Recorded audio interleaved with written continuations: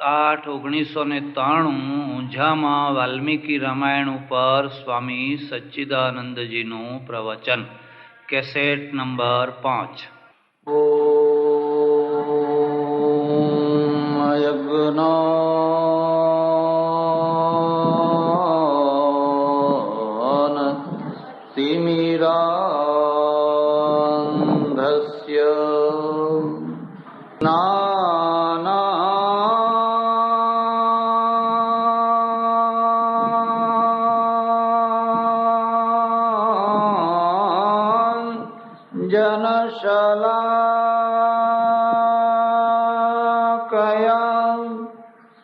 चक्षुरुन्मीलितं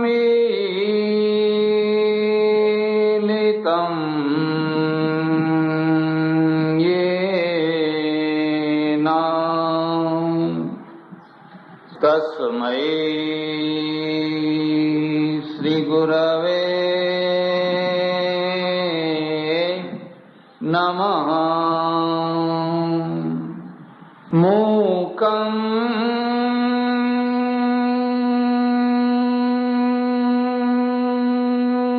करोति वाचालं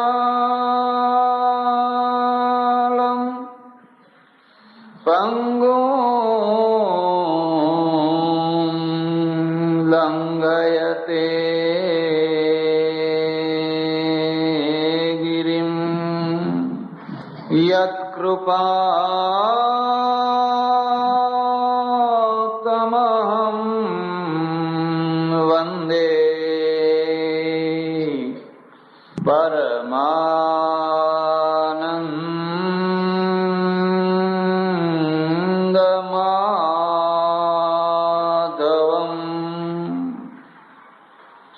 या देवी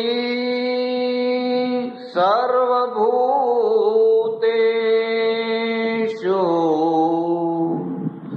क्षमारूपेण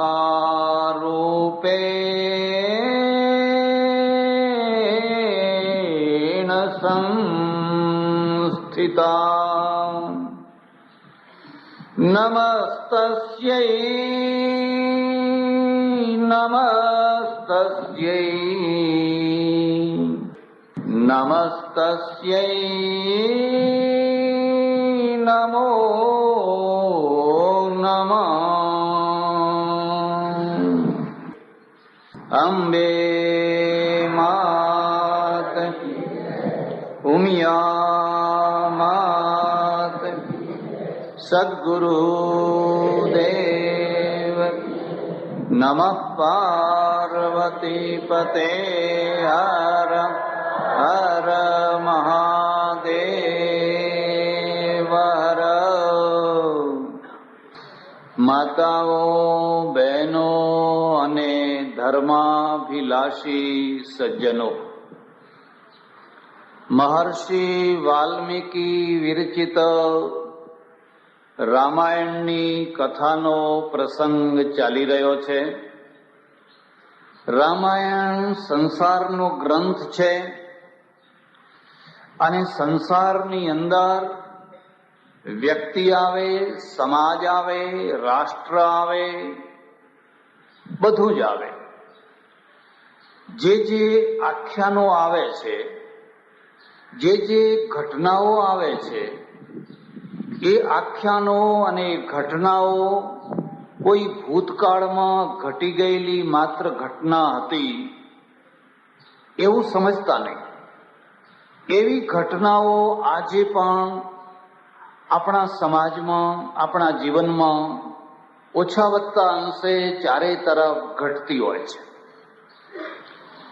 શાસ્ત્ર એને કહેવાય જે દુઃખનું નિદાન બતાવે અને એનો ઉપાય બતાવે.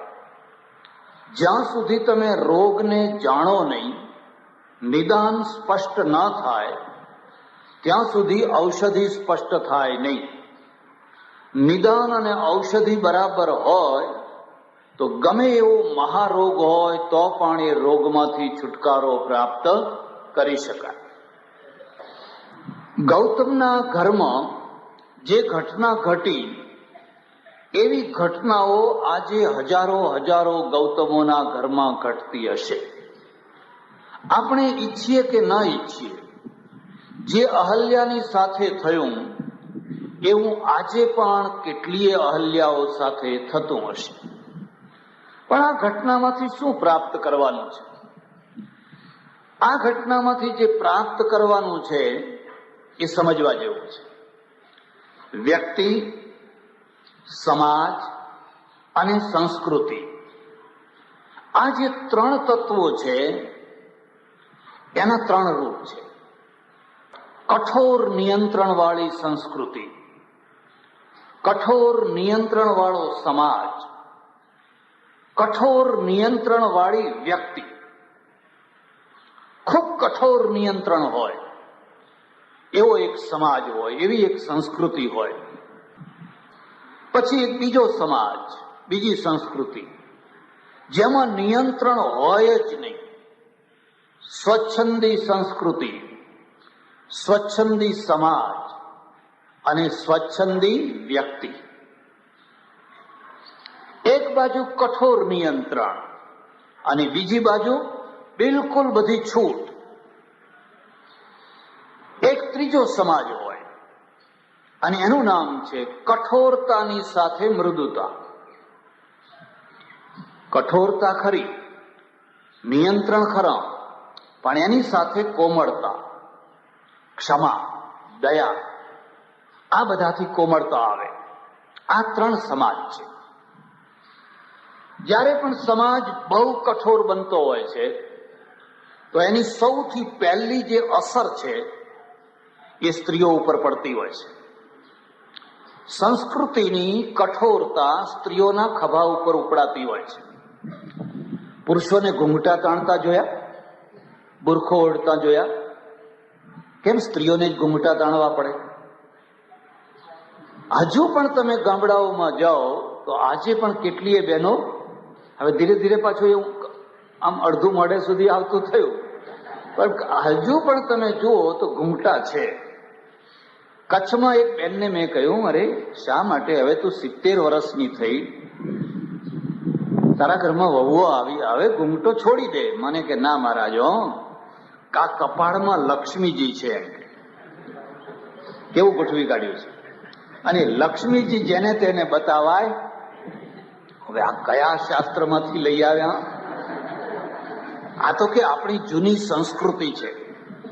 મેં કહું ઉભી રહે, તારા ઘરમાં રામ સીતાનો ફોટો છે, લક્ષ્મી નારાયણનો ફોટો છે, શિવ પાર્વતીનો ફોટો છે? મને કે આ રહ્યા જુઓ. મેં કહું એક ઘૂંઘટ તાણ્યો બતાય મને.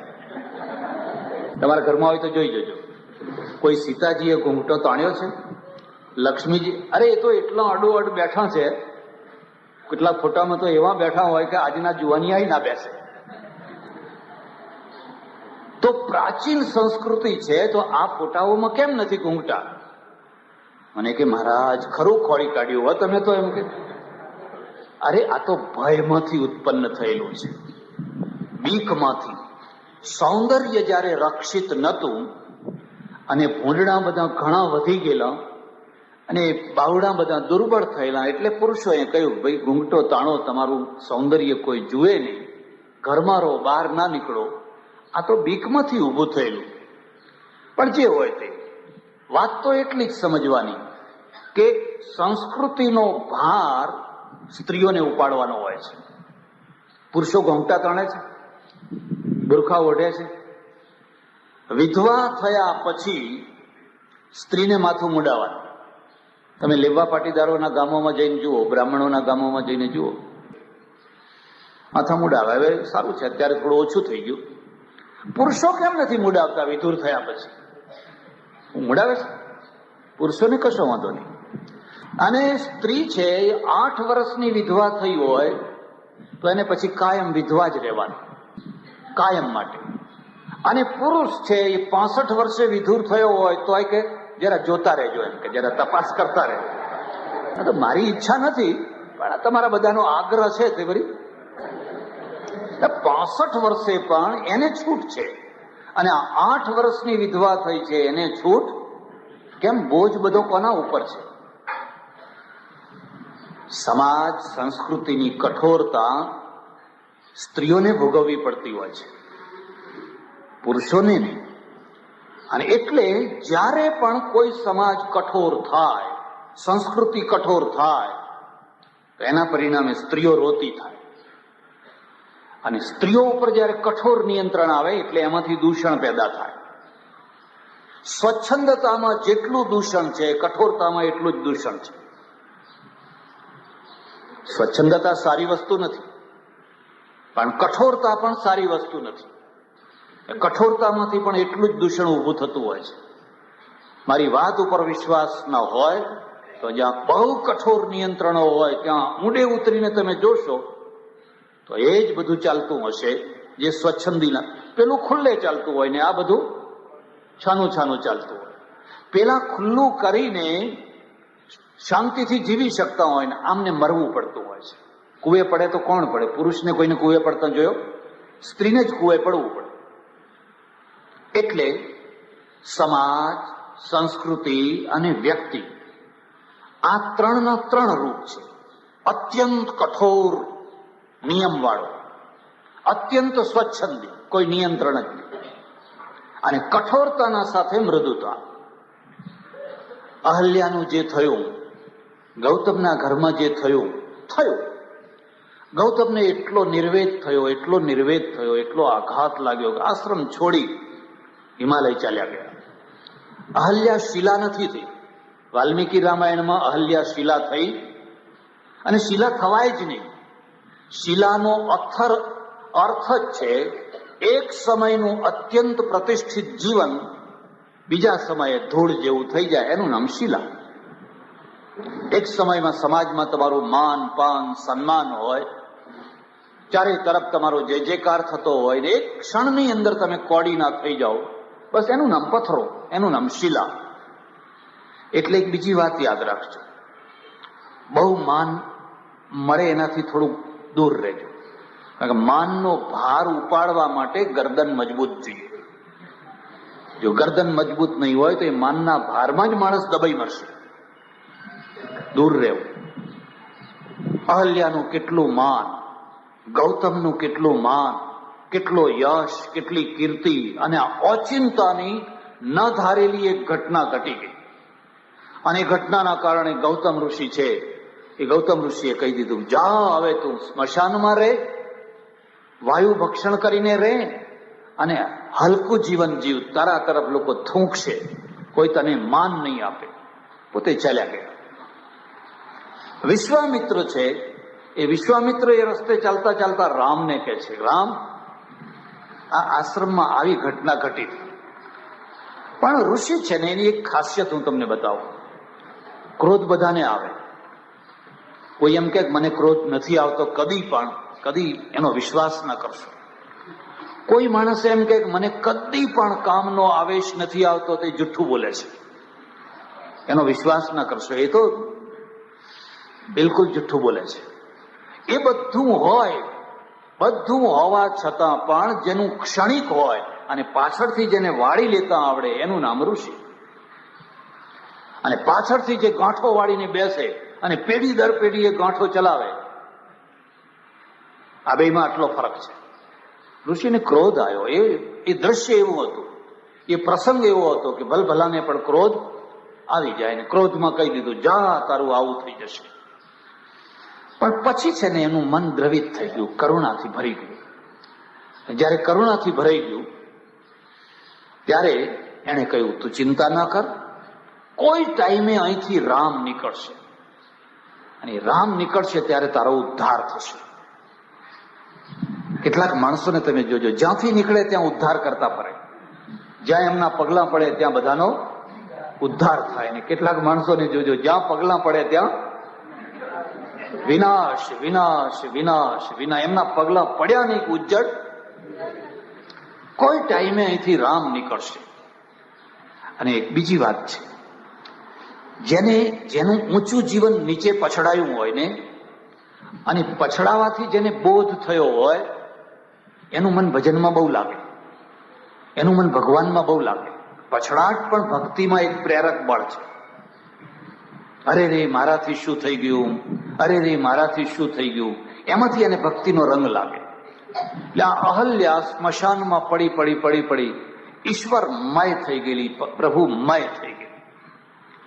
વિશ્વામિત્રે કહ્યું, રામ, આ જે અહલ્યા છે એનો ઉદ્ધાર કરો, એનો ઉદ્ધાર કરો. અને બધી કથા સંભળાવી. એટલે રામ છે, રામે આવી અને અહલ્યાનો સ્પર્શ કર્યો. તુલસી રામાયણમાં ચરણ ધૂળી આપી. અહીંયા એમનો ઉઠ ઉભી થા, ઉઠ ઉભી થા, તો ચિંતા ના કર.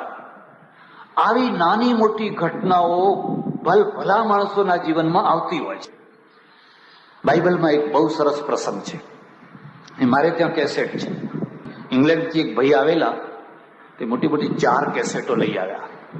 Jesus of Nazareth. મને કહા તમારા માટે ખાસ લાવ્યો છું ને, તમે જોજો એમ. એટલી સરસ કેસેટો છે, એટલી સરસ છે. એમાં જીસસ છે એ જયારે ધર્મક્રાંતિ કરે છે તો જૂના જે ધર્મગુરુઓ એના ઉપર ક્રુદ્ધ થઈ જાય છે. આ એક નિયમ જ છે. નરસિંહ મહેતા ઉપર લોકો રીછે ભરાયા હતા કે તુકારામ ઉપર, જ્ઞાનેશ્વર ઉપર, કબીર ઉપર, નાનક ઉપર, ગાંધી ઉપર, દયાનંદ ઉપર, રામકૃષ્ણ પરમહંસ ઉપર. જ્યારે પણ કોઈ વ્યક્તિ આવનારા સમયની ચર્ચા કરે ત્યારે જૂની ચર્ચા કરનારાઓને એ વાત ગમતી હોતી, કારણ કે પેલા ભૂતકાળમાં જીવતા હોય છે અને પેલો ભવિષ્યકાળ તરફ લોકોને લઈ જતો હોય છે. એટલે પેલા ભૂતકાળમાં જે જીવનારા અખાએ કહ્યું મરદાની જે કરે કથા, એ તો મરદાની કથા કરે છે. વાત પૂરી જૂની થઈ ગઈ. તો એટલે જે જૂના ધર્મગુરુઓ હતા એટલા ક્રોધે ભરાયા, એટલે ક્રોધે ભરાયા. પણ હવે કરવું શું આ માણસ? એમાં બન્યું એવું કે એ સમયમાં એ ગામની અંદર, યરુસલેમની અંદર એક વેશ્યા રહે અને વેશ્યાનું કામ કરે. પછી એ પકડાઈ ધર્મગુરુઓ પાસે લઈ ગઈ. ન્યાયાધીશો પહેલા કાજીઓ હતા, ધર્મગુરુઓ હતા, અને એમણે બધાએ દંડ ફટકાર્યો કે આખું ગામ ભેગું થાય અને દરેક માણસ જેટલા મરાય એટલા અને પથરા મારે, અને પથરા મારીને આને મારી નાખો, અને જેટલા વધારે પથરા મારશે એટલું વધારે પુણ્ય મળશે. અને આખા ગામનું પથરા મારવામાં બહુ આનંદ આવે, પથરા નાખવામાં આનંદ આવે, પથરા મારવામાં આનંદ આવે. જ્યારે ફૂલ ચડાવવામાં આનંદ આવે ત્યારે એમ સમજવું જીવન બદલાયું આવે. બાકી પથરા તો અરે 70 વર્ષ થયા, 80 વર્ષ થયા, હવે તો પથરા મારવા બંધ કરો ભાઈ, આ ગામને સુખી થવા દો. શા માટે પથરા નાખો છો? એટલે બધા પોતાના ફાંટમાં પથરા ભરી ભરીને ઉભેલા, હજારો માણસો ઉભેલા છે. અને પેલી પાપણી જે સ્ત્રી છે એક દિવાલ તરફ દબાઈને બેઠી છે. એને એમ છે કે હમણાં બધા ધારદાર પથરાઓ આવશે, મને લોહી લુહાણ કરશે, અને કલાકો સુધી આ પથરાઓ પડશે ને હું રીબાઈને મરી જઈશ. ધર્મગુરુઓ ઉભા મંત્ર બોલી રહ્યા છે, ભગવાનના નામે અત્યાચાર, મંત્ર બોલી રહ્યા છે, જાણે કોઈ પુણ્ય કાર્ય થઈ રહ્યું છે. એવામાં જીસસ આવે છે, ઓજસ્વી ચહેરો, તેજસ્વી ચહેરો, એની આંખમાં અમૃત, એટલી મીઠાશ, અદ્ભુત વ્યક્તિત્વ. અને આવીને ઉભો રહે છે એટલે લોકોનું ધ્યાન એના તરફ જાય છે. પહેલેથી લોકો એને ઓળખે છે, જાણે છે કે આ નવો સુધારક માણસ છે. પેલા એ પથરા ઉપાડેલા છે, નાને કહ્યું, આમ હાથ કર્યો. તમારી એક પર્સનાલિટી હોય છે, તમારું એક વ્યક્તિત્વ હોય છે. માસ્તર છે એ નિશાળમાં પગ મૂકે ને છોકરા ચૂપ થઈ જાય તો એમ સમજવું વ્યક્તિત્વ છે. અને માસ્તર પગ મૂકે એટલે છોકરા ડબલ બોલવા માંડે એટલે સમજવું મેં તો ગયા, હવે મેં તો ભણાવી શકવાના. પુરુષ છે એ ઘરમાં પગ મૂકે એની સાથે જ આખું ઘર બરાબર વ્યવસ્થિત થઈ જાય તો એમ સમજવું કે મર્દ માણસ છે. અને એમને જુએ એટલે લોકો છાણા થેપવા માંડે એમના માથા ઉપર, એટલે સમજવું કે આ બહુચરાજી જતા અહીં આવી ગયા છે. જવાનું હતું બહુચરાજી પણ આવી ગયા છે અહીંયા. તમારી ફેક્ટરી હોય, તમારી પેઢી હોય, તમારી દુકાન હોય, તમારી એક પર્સનાલિટી હોય, તમારું એક વ્યક્તિત્વ હોય, અને વ્યક્તિત્વના કારણે તમારે બોલવું ન પડે, ડિસિપ્લિન આપોઆપ આવી જાય. પેલો આવીને ઉભો રહ્યો એટલે આખું ટોળું સ્તબ્ધ થઈ ગયું. એને કહ્યું ઉભા રહો. પથરા મારવા છે ને. હવે પેલી તો આમ દબાઈને બેઠેલી, મરી જઈશ કરીને દબાઈને બેઠેલી. મારો પથરા, પણ એક શરતે, જે પાપ એને કર્યું છે એવું પાપ કોઈએ ન કર્યું હોય એ પથરા મારો. તમારામાંથી જેણે કોઈએ પણ એવું પાપ ન કર્યું હોય એ માણસ પથરા મારે. બધાના હાથ હેઠા પડ્યા. બધાએ પાપી હતા, પણ ઢાંકેલા પાપી હતા. આ બિચારી ઉઘાડી હતી, આ ખુલ્લી હતી. બધાના હાથ હેઠા પડ્યા. એટલું જ નહીં, ધીરે ધીરે ધીરે ધીરે ધીરે બધા વિખરાઈ ગયા. પેલો ધર્મગુરુ છે ને આમ હાથ જોડી રહ્યો છે, આ વચ્ચે ક્યાં આવી ગયો? જીસસ છે એ પેલી પતિત સ્ત્રીની પાસે જાય છે. ને પેલી તો જાણે છે કે હજુ સુધી પથરા કેમ નથી પડતા. આમ ચહેરો કરીને જુએ છે તો જીસસને જોયે. એના પગમાં એટલું રડી એટલે પેલા ધર્મગુરુ આવ્યા. અબળાઈ ગયો, આ વેશ્યા તને અડી, તારા પગમાં માથું મૂકીને વેશ્યા તને અડી, તું અબળાઈ ગયો. માણસની મર્દાનગી એક હોય છે, અને એ મર્દાનગી શું હોય છે કે જૂની જે ઘરેડોમાં નિર્દોષ માણસોનું શોષણ થતું હોય એના સામે ટક્કર લેવાની એનામાં હિંમત આવે, એની મર્દાનગી છે. નહીં, ઉભો કહે છે, આ સ્ત્રીએ મારા પગ પલાળી નાખ્યા એના આંસુથી. તમે કોઈ દિવસ મારા પગ ઉપર એક છાંટો પાણી ના નાખ્યો, તમારી આંખમાંથી કોઈ દિવસ પાણી ના નીકળ્યું. પેલી સ્ત્રીને કે ઉઠ ઊભી થા, તું પુનિત છે, તું પવિત્ર છે, જા જિંદગી બદલી નાખ, જીવનનો નવો અધ્યાય શરૂ કરી દે. આવું પ્રકરણ આવ્યું છે. આપણે ત્યાં પણ ગાંધીજીને કોઈએ પૂછ્યું કે તમે રામ રામ કેમ કરો છો, રઘુપતિ રાઘવ પ્રાર્થનામાં બોલે ને, એમણે કહ્યું કે એમાં એક શબ્દ છે એ મને બહુ ગમે છે, પતિત પાવન સીતારામ. જો એ પતિત પાવન ના હોત તો મારે સીતારામની એવા કોઈની જરૂર. એ પતિત પાવન, હવે જે પહેલેથી પવિત્ર છે એને તમે અપનાવો, એમાં કઈ મોટી વાત હતી. જેની અતિ દીન પિયારે, તુલસીદાસજીએ લખ્યું છે. આ તો પતિત છે. ગજ ગણિકા અજામિલ તાર્યો, અજામિલ એવો હતો ને, બિલ્વ મંગળ એવો હતો ને, ગણિકા એવી હતી ને, આ બધાનો જેને ઉદ્ધાર કર્યો અને અભય વરદાન આપ્યું. ચિંતા ના કર, જે થયું એ થયું, ભૂલી જા, નવી જિંદગી શરૂ કર. અને જો તું જેસલ આવીશ ને તો નવી જિંદગીમાં પીર થઈ જઈશ, બારવટિયામાંથી પીર થઈ જઈશ. તું નવી જિંદગી શરૂ કર. સહજાનંદ સ્વામી જેતલપુરમાં યજ્ઞ કરે અને ઘણા લોકો આવે, ખૂબ લોકો આવે, બહુ પ્રભાવ. એક વેશ્યા આવે અને દૂર બેસી રહે છે, ડરની મારી, શરમની મારી, સંકોચની મારી. પછી એક દિવસ ડરતી આવી અને કહ્યું કે હું તો આવું અધમ જીવન જીવું છું, પણ મારો ઉદ્ધાર થાય એવું કંઈક કરો. એને કહ્યું તું ચિંતા ના કર. એવું ના કહ્યું છી ભાગ અહીંથી, એવું ના કહ્યું. તો એક કામ કર, રોજ તારાથી દળાય એટલું અનાજ લઈ જા અને તારા જાતે અનાજ દળીને લાવ. એ દળેલો લોટ છે ને મારા સાધુઓ ખાશે, તારો ઉદ્ધાર થઈ જશે. અને એને રોજ દળવા માંડ્યું, મણ દળે કંટી. એના હાથ ફુલ્લા પડ્યા ને સાધુઓ એ લોટ ખાય. 15 દિવસ પછી આવી, મહારાજે જોયું તેના હાથમાં ફુલ્લા પડી ગયેલા. અરે તારા હાથમાં ફુલ્લા પડી ગયા?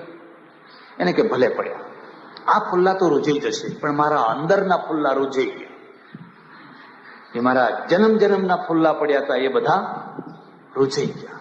પતિત પાવન સીતારામ. રામની મહત્તા એ છે કે એમના વ્યક્તિગત જીવનમાં કઠોરતા છે પણ મૃદુતા પણ છે. જો એકલી કઠોરતા હોય તો એ રાક્ષસ થઈ જવાય. તમારે થોડેક કઠોર રહેવાનું, પણ જો તમારા અંદર ક્ષમા, દયા, મૃદુતા ન હોય તો ઘરમાં લોકો એમ જ કહેશે કે આ રાક્ષસ જ છે. સમય ઉપર ક્ષમા કરવી, સમય ઉપર મૃદુ થવું, સમય ઉપર કરુણા કરવી, એ જો તમે કરી શકો તો તમે મહાપુરુષ થઈ શકો. ચાણક્યને લખવું પડ્યું, કઠોરાણી મૃદુની કુસુમાદપી વજ્રાદપી કઠોરાણી, મૃદુની કુસુમાદપી મહાપુરુષ ચેતાંસી કોહી વિજ્ઞાતું મરહસી. જે વજ્ર કરતા જેનું હૃદય કઠોર હોય અને જે કોમળ ફૂલ કરતા જેનું હૃદય કોમળ હોય એ મહાપુરુષ કહેવાય. એકલું વજ્ર હોય તો રાક્ષસ થઈ જાય, અને એકલું ફૂલ હોય તો એને કોઈ ગણકારે જ નહીં, એની કોઈ કિંમત જ ના થાય. આ બે ગુણો ભેગા થાય. કોના ઉપર વજ્ર જેવું થવું અને કોના ઉપર ફૂલ જેવું થવું, એનો વિવેક જેને આવડે એનું નામ રામ. અને ઉલટી જગ્યાએ થાવ, જ્યાં વજ્ર જેવું થવું હોય ત્યાં ફૂલ જેવા થવું, ને ગુંડાઓ ઉપર વજ્ર જેવું થવું હોય તો ત્યાં ફૂલ જેવા થવું. ફૂલ ચડાવે આવો આપણે સાથે બેસીને જમીએ. અને જ્યાં ફૂલ જેવું થવાનું હોય એ પ્રજા ઉપર વજ્ર જેવા થઈ જાવ તો એ રાક્ષસી રાજ્ય થઈ જાય, એ કલ્યાણકારી રાજ્ય ના થાય. એટલે રામ છે એ રામે અહલ્યાનો ઉદ્ધાર કર્યો. પણ એ દૂર છે એ હિમાલયમાં બેઠેલા તપ કરનારા ગૌતમ ઋષિને ખબર પડી. એમને ખબર તો હતી કે એક દિવસે આ સ્ત્રીનો ઉદ્ધાર થવાનો છે, મારો શ્રાપ પાછો વળવાનો છે, અને ત્યાંથી આવ્યા. રામ એમને પગે લાગ્યા. વાલ્મીકી રામાયણમાં તો લખ્યું છે, બહુ સુંદર વાત. તુલસી રામાયણ અને વાલ્મીકી રામાયણમાં એક બહુ મોટો મુદ્દાનો ભેદ છે. વાલ્મીકી રામાયણમાં રામ અહલ્યાને પગે લાગે છે, અને તુલસી રામાયણમાં અહલ્યા રામને પગે લાગે છે. વાલ્મીકી રામાયણમાં હેતુ બતાવી છે કે આ ઋષિ પત્ની છે, બ્રાહ્મણ પત્ની છે, કદાચ એનું સ્ખલન થયું, પતન થયું, પણ તોય મારા માટે એ પૂજ્ય છે એમ સમજીને રામ એ સ્ત્રીને પગે લાગે, અહલ્યાને પગે લાગે છે. ઋષિ આવ્યા, ઋષિને પગે લાગ્યા, અને પછી ઋષિને સમજાવ્યો હવે આ સ્ત્રીનું ગ્રહણ કર્યું. જે થયું ઘણો વર્ષ વીતી ગયો. કેટલીક સજાઓ એવી હોય છે ને સમય એ જ સજા. તમને કાચા કેદની નથી સજા થતી હોતી, કાચા કામની. હવે કેસ ચાલે અને સજા થાય ત્યારે થાય, અને ત્યારે નિર્દોષ છૂટે તો નિર્દોષ, પણ આ કાચા કામમાં જ 5 વર્ષ કાઢ્યા એ સજા થઈ ગઈ. વર્ષ સમય છે ને એ જ સજા છે. કોઈ રીસણે બેઠી હોય, ઘેર બેઠી હોય, ના બોલાવતા હોય, આમ હોય, એમાં 2-5 વર્ષ નીકળી ગયા, એ સજા થઈ ગઈ. આથી મોટી કઈ સજા હતી? એને 5 વર્ષ રોઈ રોઈને કાઢ્યા. હવે તું એને શું કરવા માંગે છે? એટલે ગૌતમને રામે કહ્યું, રામ આનો સ્વીકાર કરો. હવે આ શુદ્ધ છે, પવિત્ર છે, નિર્મળ છે. જો આ સમાજની ઉદારતા, આ સંસ્કૃતિની ઉદારતા. ગૌતમે કહ્યું ના, હું ના સ્વીકાર કરું, મારા કામની નહીં આ. રામે કહ્યું ઉભા રહો. જે ભૂલ એનાથી થઈ એવી ભૂલ તમારાથી થઈ હોત તો, અને તમારાથી એવી ભૂલ થાય કે ના થાય? ગૌતમ સ્વીકાર કરે છે કે મારાથી એ થાય તો ખરી, કોઈ ગેરંટી તો આપી શકાય, પણ તમારી જો એવી ભૂલ થઈ હોત તો અહલ્યા તમારો ત્યાગ કરો, તમને કાઢી મૂકત ઘરમાંથી. ભારતીય કલ્ચરની આ એક બહુ મોટી વિશેષતા છે. પતિ જયારે બગડે ને એટલે સ્ત્રી એના ઉપર ડબલ પ્રેમ કરે. પહેલા સિંગલ પ્રેમ કરે, જાણે કે આ તો ખીલે બંધાયેલો જ છે, ટાઈમસર આવી જાય છે, ટાઈમસર ખાય છે, બેસે છે, ઉઠે છે, એટલે કઈ આ ઢોરું કઈ હાચવવા જેવું હચવાયેલું જ છે. પણ જયારે એને એમ ખબર પડે કે આ આડું અવડું રખડતું થઈ ગયું છે, એટલે એના ઉપર એ ડબલ પ્રેમ કરે કે ન કરે? કારણ કે આ સાચી વાત છે. તો હવે પુરુષ મહાન કે સ્ત્રી મહાન? તમે તો એક વહેમમાં, શંકામાં, કુશંકામાં કોઈએ કાન ભંભેરણી કરી એટલા માત્રથી એને કાઢી મૂકો, અને આને ખાતરી થઈ જાય કે આ માણસ બીજે બગડેલો છે, છતાં એને કાઢી મૂકવાની જગ્યાએ વધારે પ્રેમ કરે, તો બોલ સ્ત્રીનું ચરિત્ર મોટું કે પુરુષનું ચરિત્ર મોટું? અને ગૌતમ સ્વીકાર કરે છે કે સ્ત્રી મહાન છે. તો હવે સ્વીકાર કરો. ગૌતમે અહલ્યાનો સ્વીકાર કર્યો. રામાયણમાંથી આ શીખવા જેવી વાત છે. જે વર્ષો સુધી ધૂપમાં, તાપમાં, સ્મશાનમાં દુઃખી થઈને જીવી, ગૌતમને પછી ખ્યાલ આવ્યો હું જે થયું એ થયું, હવે સુધારી લો વાત. આ સમાજનું નામ કહેવાય કઠોરતાની સાથે સાથે કોમળતા. જો આવું ન કરો તો શું પરિણામ આવે? તો સમાજ વધારે બગડી જાય, સમાજ દુઃખી થઈ જાય, અને એવો સમાજ, કઠોર સમાજ, અંતે સ્વચ્છંદી સમાજ થઈ જાય. યાદવોનો સમાજ સ્વચ્છંદી હતો. તમે ભાગવતમાં જોજો, આજે પશ્ચિમનો સમાજ સ્વચ્છંદી છે, અને સ્વચ્છંદી છે એટલે ઘણી વાર કે ભાઈ તમારા જેવું સુખ અમારે. પ્રદેશમાં એક ગામમાં મારે જવાનું થયું, ઓળખીતા માણસો હતા. હવે એરપોર્ટ ઉપર લેવા આવ્યા, પછી વાતમાં વાત નીકળી મને કે બાપજી આ ગાડી તમે આવવાના હતા એટલે તમને બેસાડવા માટે જ લીધી છે, નવી નક્કોર ગાડી લીધી છે. મેં કહ્યું સારું. પછી વાત નીકળી, મને કે અમારી પત્ની છે ને એ ગાડી લેવા ગયેલી, એટલે પેલા ડીલરે પૂછ્યું કોનું નામ લખું, તો કે મારા હસબન્ડનું લખો નામ. એટલે પેલા ડીલર સલાહ આપે છે કે તારા ઘરવાળાનું નામ ના લખાય, તારું લખાય. તારું નામ લખાય, જો તારા હસબન્ડનું તારા પતિનું નામ લખાવીશ ને તો એ ગાડી લઈને ચાલતો થશે. મને કે એવું કહ્યું. ભાઈ તે શું કહ્યું? મેં કહ્યું એ ચાલતા થાય એ તમારા, અમારા ના ચાલે એમ. એ ચાલતા થાય એ તમારા, અમારા તો એવી ગાંઠે ગંઠાયેલા હોય, જો કે હવે એ ગાંઠો થોડી ઢીલી થવા માંડી છે. અમારા તો એવી ગાંઠે ગંઠાયેલા હોય કે એક જન્મે નહીં 7 જન્મે ન નાશે. એ તો રડી કમાઈને લાવે છે, એ પૈસો એના ગજવામાં રાખતો જ નથી, બધું મને જ આપી દે છે. જે એને $5 જોતા હોય મારી પાસે માંગે, $5 આપજે, $2 આપજે, પૈસા આપજે જરા, એટલે બધું મારા નામે જ છે. એટલે પેલો આંખો ફાડીને જોયા કરે કે રિયલ બોલે છે, તો કે હા રિયલ બોલું છું. તારા ભગવાનને કહેજે કે મારો આવતો જન્મ ભારતમાં કરે, મારો આવતો જન્મ છે ને એ ભારતમાં કરે. અહીં તો અમારે પત્નીથી એટલું સાચવવું પડે ને કે ક્યારે નાસી જાય, ક્યારે છૂટી થઈ જાય કહેવાય નહીં. એટલે બધું જુદું જુદું, ખાતા જુદા, ઘર જુદું, ફ્લેટ જુદો, ગાડીઓ જુદી, બધાના નામ જુદા. આ સ્વચ્છંદી સમાજ છે. અને સ્વચ્છંદી સમાજે શું, એમના ત્યાં વિષય સુખ તો રહ્યું પણ પ્રેમ સુખ ખતમ થઈ ગયું. કારણ કે પ્રેમનું સુખ વિશ્વાસ વિના હોતું. અવિશ્વાસમાં પ્રેમ હોય, અરે તમે ઢગલો બધો કાઢીને એને દાગીના આપો, ફલાણું આપો, વર્ષો સુધી કોઈ દિવસ જુઓ નહીં. કેટલો વિશ્વાસ છે, તિજોરીની ચાવીઓ આપી દો. વિશ્વાસ વિના પ્રેમ ન હોય. અને પશ્ચિમમાંથી વિશ્વાસ ખતમ થઈ ગયો. કારણ કે ક્યારેક કયું છૂટું પડી જાય કે કહેવાય. એટલે શું રહ્યું? પ્રેમ વિનાનો વિષય રહ્યો. અને પ્રેમ વિનાનો જે વિષય છે એ તો કૂતરા બિલાડામાંય છે, પ્રાણીઓમાંય છે. એમને પ્રેમ નથી હોતો, ક્ષણિક વિષય માત્ર છે. એટલે આ 3 પ્રકારના વ્યક્તિઓ, 3 પ્રકારના સમાજ અને 3 પ્રકારની સંસ્કૃતિ અત્યંત કઠોર નહીં. અહીંયા જે કઠોર સંસ્કૃતિ, કઠોર સમાજો હતા, વિધવાઓના લગ્ન નહીં કરવાના, ફલાણું નહીં કરવાનું, સડી ગયો સમાજ. તમે નીચે અંદર જઈને જુઓ તો અંદર સડી ગયેલો સમાજ એકદમ. બીજી તરફ જે સ્વચ્છંદી સમાજ એ સડી ગયેલો. ફરક કેટલો? એનું સડેલું બધું ઉપર ગંધાય છે અને પેલાનું સડેલું અંદર નીચે દટાયેલું છે. સારો સમાજ કયો? જે સમાજમાં ઉદારતા હોય, નિયંત્રણની સાથે કઠોરતાની સાથે કોમળતા હોય, ઉદારતા હોય. માનવની દૃષ્ટિએ એનું મૂલ્યાંકન કરવાનું. આની જગ્યાએ હું હોઉં તો, મારાથી આવી ભૂલ થઈ હોય તો હું શું કરું, અને એ રીતે મૂલ્યાંકન કરવું. એટલે રામાયણની અંદર જે અહલ્યાની કથા છે એ એક રીતે સમાજ રચનાની કથા છે.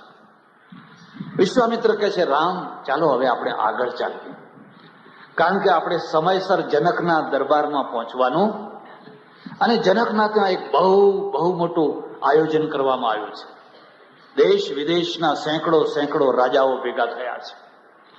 ભંડારો હોય તો સાધુઓ ભેગા થાય કે ના થાય? આમંત્રણ આપો તોય આવે ને આમંત્રણ ના આપો, એમાં આમંત્રણ વાળા સારા પણ વગર આમંત્રણ વાળા ઝઘડા જ કરે. અને રાજા મહારાજાઓ બધા ભેગા થયા છે. ત્યાં જનકની પુત્રી સીતા છે, અને હવે ઉંમર લાયક થઈ છે, એનો સ્વયંવર છે, અને એ સ્વયંવરમાં આપણે જવાનું છે. રામ, લક્ષ્મણ, વિશ્વામિત્ર, આ ત્રણેય છે. એ ત્રણેય આવ્યા જનકપુર. અને જનકને ખબર પડી એટલે સામે ચાલીને સત્કાર કર્યો. સામે ચાલીને આવો આવો આવો આવો. અને વિશ્વામિત્ર રાજા છે. ઘણા લોકોને આ ખબર નથી. ઋષિએ છે અને રાજા પણ છે. વિશ્વામિત્રે તો બહુ સત્કાર કર્યો.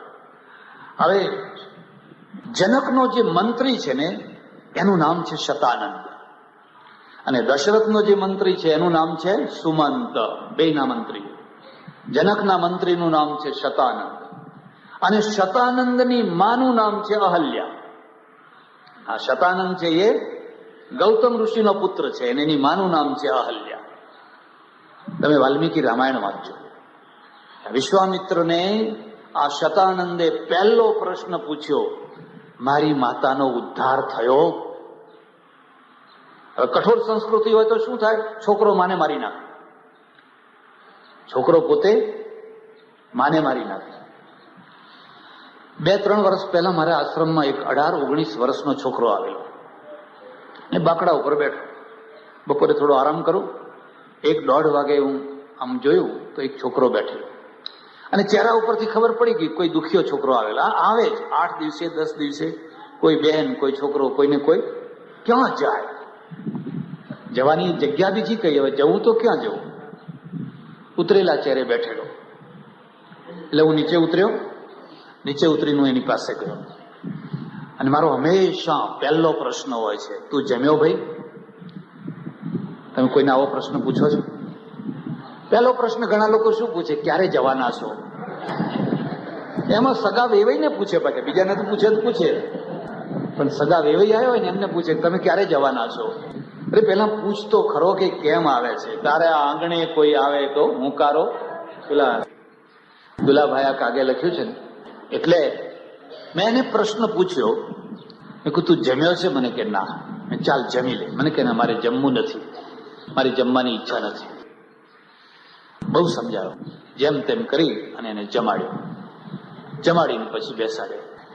પછી મેં કહ્યું કે હવે તું મારી પાસે આય, એકલો આય, બેસ, અને તારે જે કંઈ કહેવું હોય એ મને કે. મને કે મહારાજ, હું મરવા કે મારવા આવ્યો? તમારા પુસ્તકો વાંચું છું, તમારા લેખો વાંચું છું, તમારો ચાહક છું, પણ હું મરવા કે મારવાનો નિર્ણય કરીને આવ્યો છું. મેં કહ્યું શું નિર્ણય કરીને આવ્યો છે? શું છે?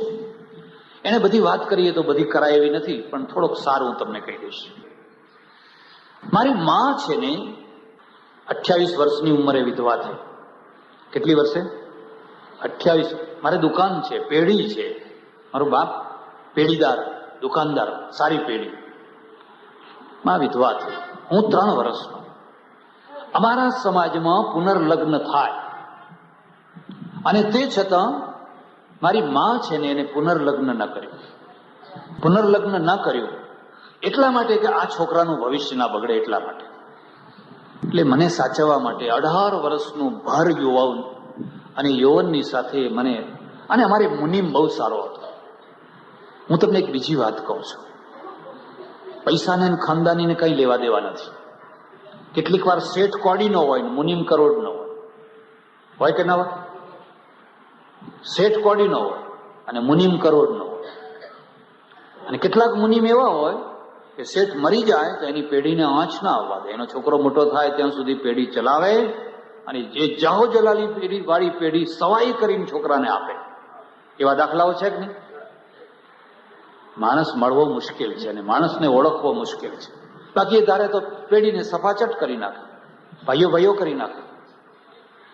મુનિમ બહુ સારો. મારી માએ કહ્યું પેઢી કાઢી નાખીએ, હવે કોણ કરે? ના, કે તમે ચિંતા ન કરો, પેઢી હું ચલાવીશ, અને જરાય પેઢીને વાંધો આવવા દઈશ, એને પેઢી ચલાવી. અમારી પેઢીમાં જરાય આંચ ના આવે. પણ એમાં પેલા મુનિમને ને મારી માતાને સંબંધ થઈ ગયો. હવે આ સંબંધ પરાકાષ્ઠાએ પહોંચ્યો, અને હું મોટો થયો 18-19 વર્ષનો. હવે મારાથી આ જોયું જતું, એટલે મેં હવે નક્કી કર્યો છે, કાં તો હું ટ્રેન નીચે જઈને મરી જાઉં, કાં તો એ મુનિમને મારી નાખું. પણ મને આ કામ કરતા પહેલા મારા મનમાં એક ઈચ્છા થઈ કે જેના પુસ્તકો હું વાંચું છું, જેના લેખો હું વાંચું છું, એની પાસે જઉં અને એને પૂછું કે મારે શું કરવું, હું મરવું કે માને મારું. કલ્ચર જયારે કઠોર થાય ત્યારે, પશ્ચિમમાં આવું કલ્ચર નહીં. પશ્ચિમમાં આવું નહીં. પશ્ચિમમાં તો ઉલટા છોકરા મા બાપને ગોઠવી આપે, અમે ચાલીને ગોઠવી આપે. તમે એકલા એકલા ક્યાં જીવશો? એના કરતા એ જાણે. પછી મેં એને ધીરે ધીરે ધીરે ધીરે શાંત પડ્યો. મેં કોઈ એક વાત તને પૂછું કાલ, જે ભૂલ તારી માએ કરી છે એવી ભૂલ તું કરે તો તારી મા તને મારી નાખે, ઘરમાંથી કાઢી મૂકે?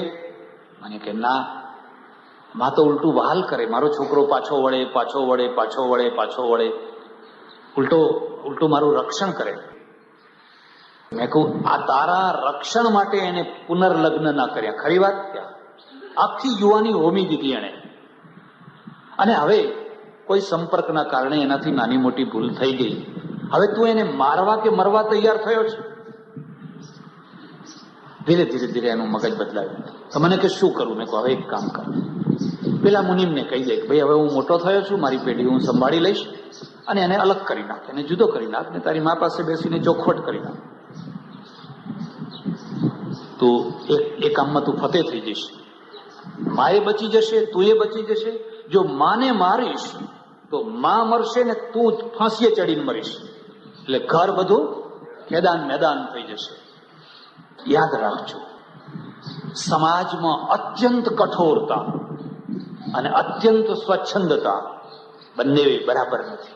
મધ્યનો ગાળો, જ્યાં ક્ષમા કરવા જેવું છે, જ્યાં કોમળતા બતાવવા જેવી છે, જ્યાં દયા કરવા જેવી છે, ત્યાં દયા કરવી જ જોઈએ. એટલે શતાનંદ છે ને એ અહલ્યાનો પુત્ર છે, અને પહેલો પ્રશ્ન પૂછે છે, મારી માતાનો ઉદ્ધાર થયો? હવે તો જનકનો મંત્રી છે, અને જનકનો મંત્રી ધારે તો મારી નાખે કે ના મારી નાખે? એ તો કઈ મોટી વાત હતી. છતાં એ કહે છે કે વિશ્વામિત્ર, મારી મા બહુ દુઃખી થતી હતી, એનો ઉદ્ધાર થયો? એ વિશ્વામિત્ર બધી કથા સંભળાવે છે, તારી માતાનો ઉદ્ધાર. હવે આ ઊભા છે, અને અહીંયાથી એક નવું આખ્યાન શતાનંદ શરૂ કરી દે છે પેલા જનકને કે છે, આ વિશ્વામિત્ર કોણ છે, તમે ઓળખો છો? પરિચય આપે ને. અને રામાયણની અંદર એક એવું આખ્યાન છે કે આપણને આમ આશ્ચર્ય થાય. બે સમર્થ પુરુષો, બંને મહર્ષિઓ, બંને ઋષિઓ, બંને તપસ્વીઓ, બંને ઊંચામાં ઊંચી કક્ષાએ પહોંચેલા, પણ માતેલા સાંઢની માફક લડ્યા કરતા હતા. માતેલા સાંઢની માફક. પામર માણસો લડે એ તો સમજી શકાય, ખરું કે નહીં? આ તો બે ઋષિઓ છે, એક વશિષ્ઠ અને બીજા વિશ્વામિત્ર. બે ઋષિઓ છે, બે સમર્થ છે, બે તપસ્વી છે. એટલે એક બીજી વાત સમજજો તમે, માણસ ગમે એટલો મહાન હોય, એ મહત્તા એના ઉપર, સત્તા ઉપર, નીચે તો માનવતાની દુર્બળતા રહેવાની જ. દુર્બળતા વિનાની મહત્તા હોય જ નહીં. વશિષ્ઠ મહાન છે, વિશ્વામિત્ર મહાન છે, અને તે છતાંય માનવીય દુર્બળતાઓ બંને પક્ષે છે જ, એટલે લડે છે બે. અંદર કાપી કરે છે ભાઈ, ભયંકર. એટલે અમારે સાધુઓથી તમે દૂર રહો એટલું સારું છે, બાકી જો નજીકથી જુઓ ને તો ચિમટા અને ખપ્પર ચાલતા હોય. કેટલીક અંદર બધું ચાલતું હોય. મોટા શેઠિયાઓને એવું ચાલતું હોય, ઉપરથી એકબીજાને આઈસ્ક્રીમ ખવડાવે, ચા પીવડાવે, બધું કરાવે, પણ અંદરથી હોય કે એની પેઢી કેમ ઉથલાવી નાખવી. પેલો શું વિચારતો કે એની પેઢી. વશિષ્ઠ અને વિશ્વામિત્ર બેયની કથા. આ વિશ્વામિત્ર રાજા અને ચક્રવર્તી વિજય પ્રાપ્ત કરી અને મોટા લશ્કર સાથે જયારે પાછા ફરી રહ્યા હતા, તો રસ્તામાં વશિષ્ઠ ઋષિનો આશ્રમ આવ્યો. અને વશિષ્ઠ ઋષિનો આશ્રમ આવ્યો એટલે એમના મનમાં ઈચ્છા થઈ, ચાલો દર્શન કરવા જઈએ. અહીંયા આશ્રમ છે, સુંદર રમણીય જગ્યા છે, ચાલો દર્શન કરવા જઈએ. આવ્યા, અને વશિષ્ઠ ઋષિએ પણ સામે ચાલીને સત્કાર કર્યો. આવો આવો આવો. એક બીજી વાત યાદ રાખજો, હું તમને નીતિ શીખવાડું છું. તમારાથી જે મોટા હોય, રાજપુરુષ હોય, ધર્મ પુરુષ હોય, જે તમારાથી મોટા શેઠ હોય, પૈસા ટકે, એનું તમે સન્માન કરજો તો સુખી થશો. સન્માન ના કરો તો કઈ નહીં, પણ એનું અપમાન ના કરશો. હવે રાજપુરુષોનું અપમાન કરો તો, પૈસાદાર માણસ હોય ને એનું અપમાન કરો તો, કોઈ ધર્મ પુરુષ હોય ને એનું અપમાન કરો તો, એટલે એનું સન્માન કરજો તો તમે સુખી થશો. વશિષ્ઠે કહ્યું, મારો આશ્રમ છે, મારા આશ્રમે આટલો મોટો પ્રતાપી રાજા આવે મારે સન્માન કર. કદી પણ અકડું થઈને બેસી ન જશો. મારે ઘણી વાર હાઈસ્કૂલમાં કોલેજોમાં અવારનવાર જવાનું થાય, પેલા કઈ કાર્યક્રમ હોય ને એટલા માટે બોલાવે. હવે બન્યું એવું કે એક હાઈસ્કૂલમાં જવાનું થયું, એટલે ગાડી ઊભી રહી. એકાદ કોઈ માણસ ફરતો હતો, એને મેં કહ્યું કે તમારા આચાર્ય ક્યાં છે? તો કે ઉપર ઓફિસમાં બેઠા છે. મેં કહ્યું જાઓ એમને કોક સ્વામીજી આવી ગયા છે.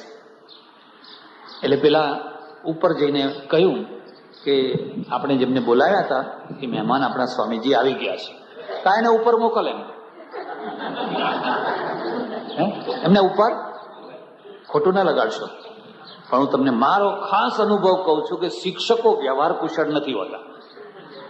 એકડે એક ને બગડે 11 કો 11 ને 11 દુ. એટલે પેલો માણસ પાછો આવ્યો, મને કે હાલો તમને ઉપર બોલાવે છે. બેઠા હોય અને આપણને તો એમાં એના ઉપર પ્રેમ થાય ખરો, એના ઉપર ભાવ થાય ખરો. કેટલીક વાર થોડોક ચમત્કાર બતાવવો પડે, અને ના બતાવીએ ને તો લોકો પછી છાશમાં મખણ જાય. એટલે હું તો પાછો ગાડીમાં બેઠો. મેં કહ્યું તાર સાહેબને કહેજે કે સ્વામીજી જાય છે. મારે પાછો ગાડીમાં બેઠો. ગાડીમાં બેઠો, પેલા ડ્રાઈવરને કહ્યું હજુ ધીરે રહીને સ્ટાર્ટ કરજો, ઉતાવળ ના કર. મારે જવું નતું, પણ એને ભાન કરાવવું હતું. એટલે પેલા જઈને કહ્યું કે મહારાજ તો પાછા જાય છે. એટલે ઉપરથી દોડતો આવ્યો. તો હવે દોડતો આવ્યો ત્યારે પેલા આવ્યો હતો. હવે દોડતો આવ્યો એટલે અરે અરે મહારાજ મહારાજ મહારાજ કેમ પાછા જાઓ છો? મેં કહ્યું મૂર્ખોના ત્યાં જવું એના કરતા પાછા જવું સારું. પછી દંડવત કરવા માંડ્યો. એ અમારે એક પટેલ છે, મને કે દેખો જુઓ, હરકત વિના બરકત ના હોય. હરકત વિના એવું તો કરવું ના જોઈએ, પણ કોઈ વાર આવું કરવું પડે.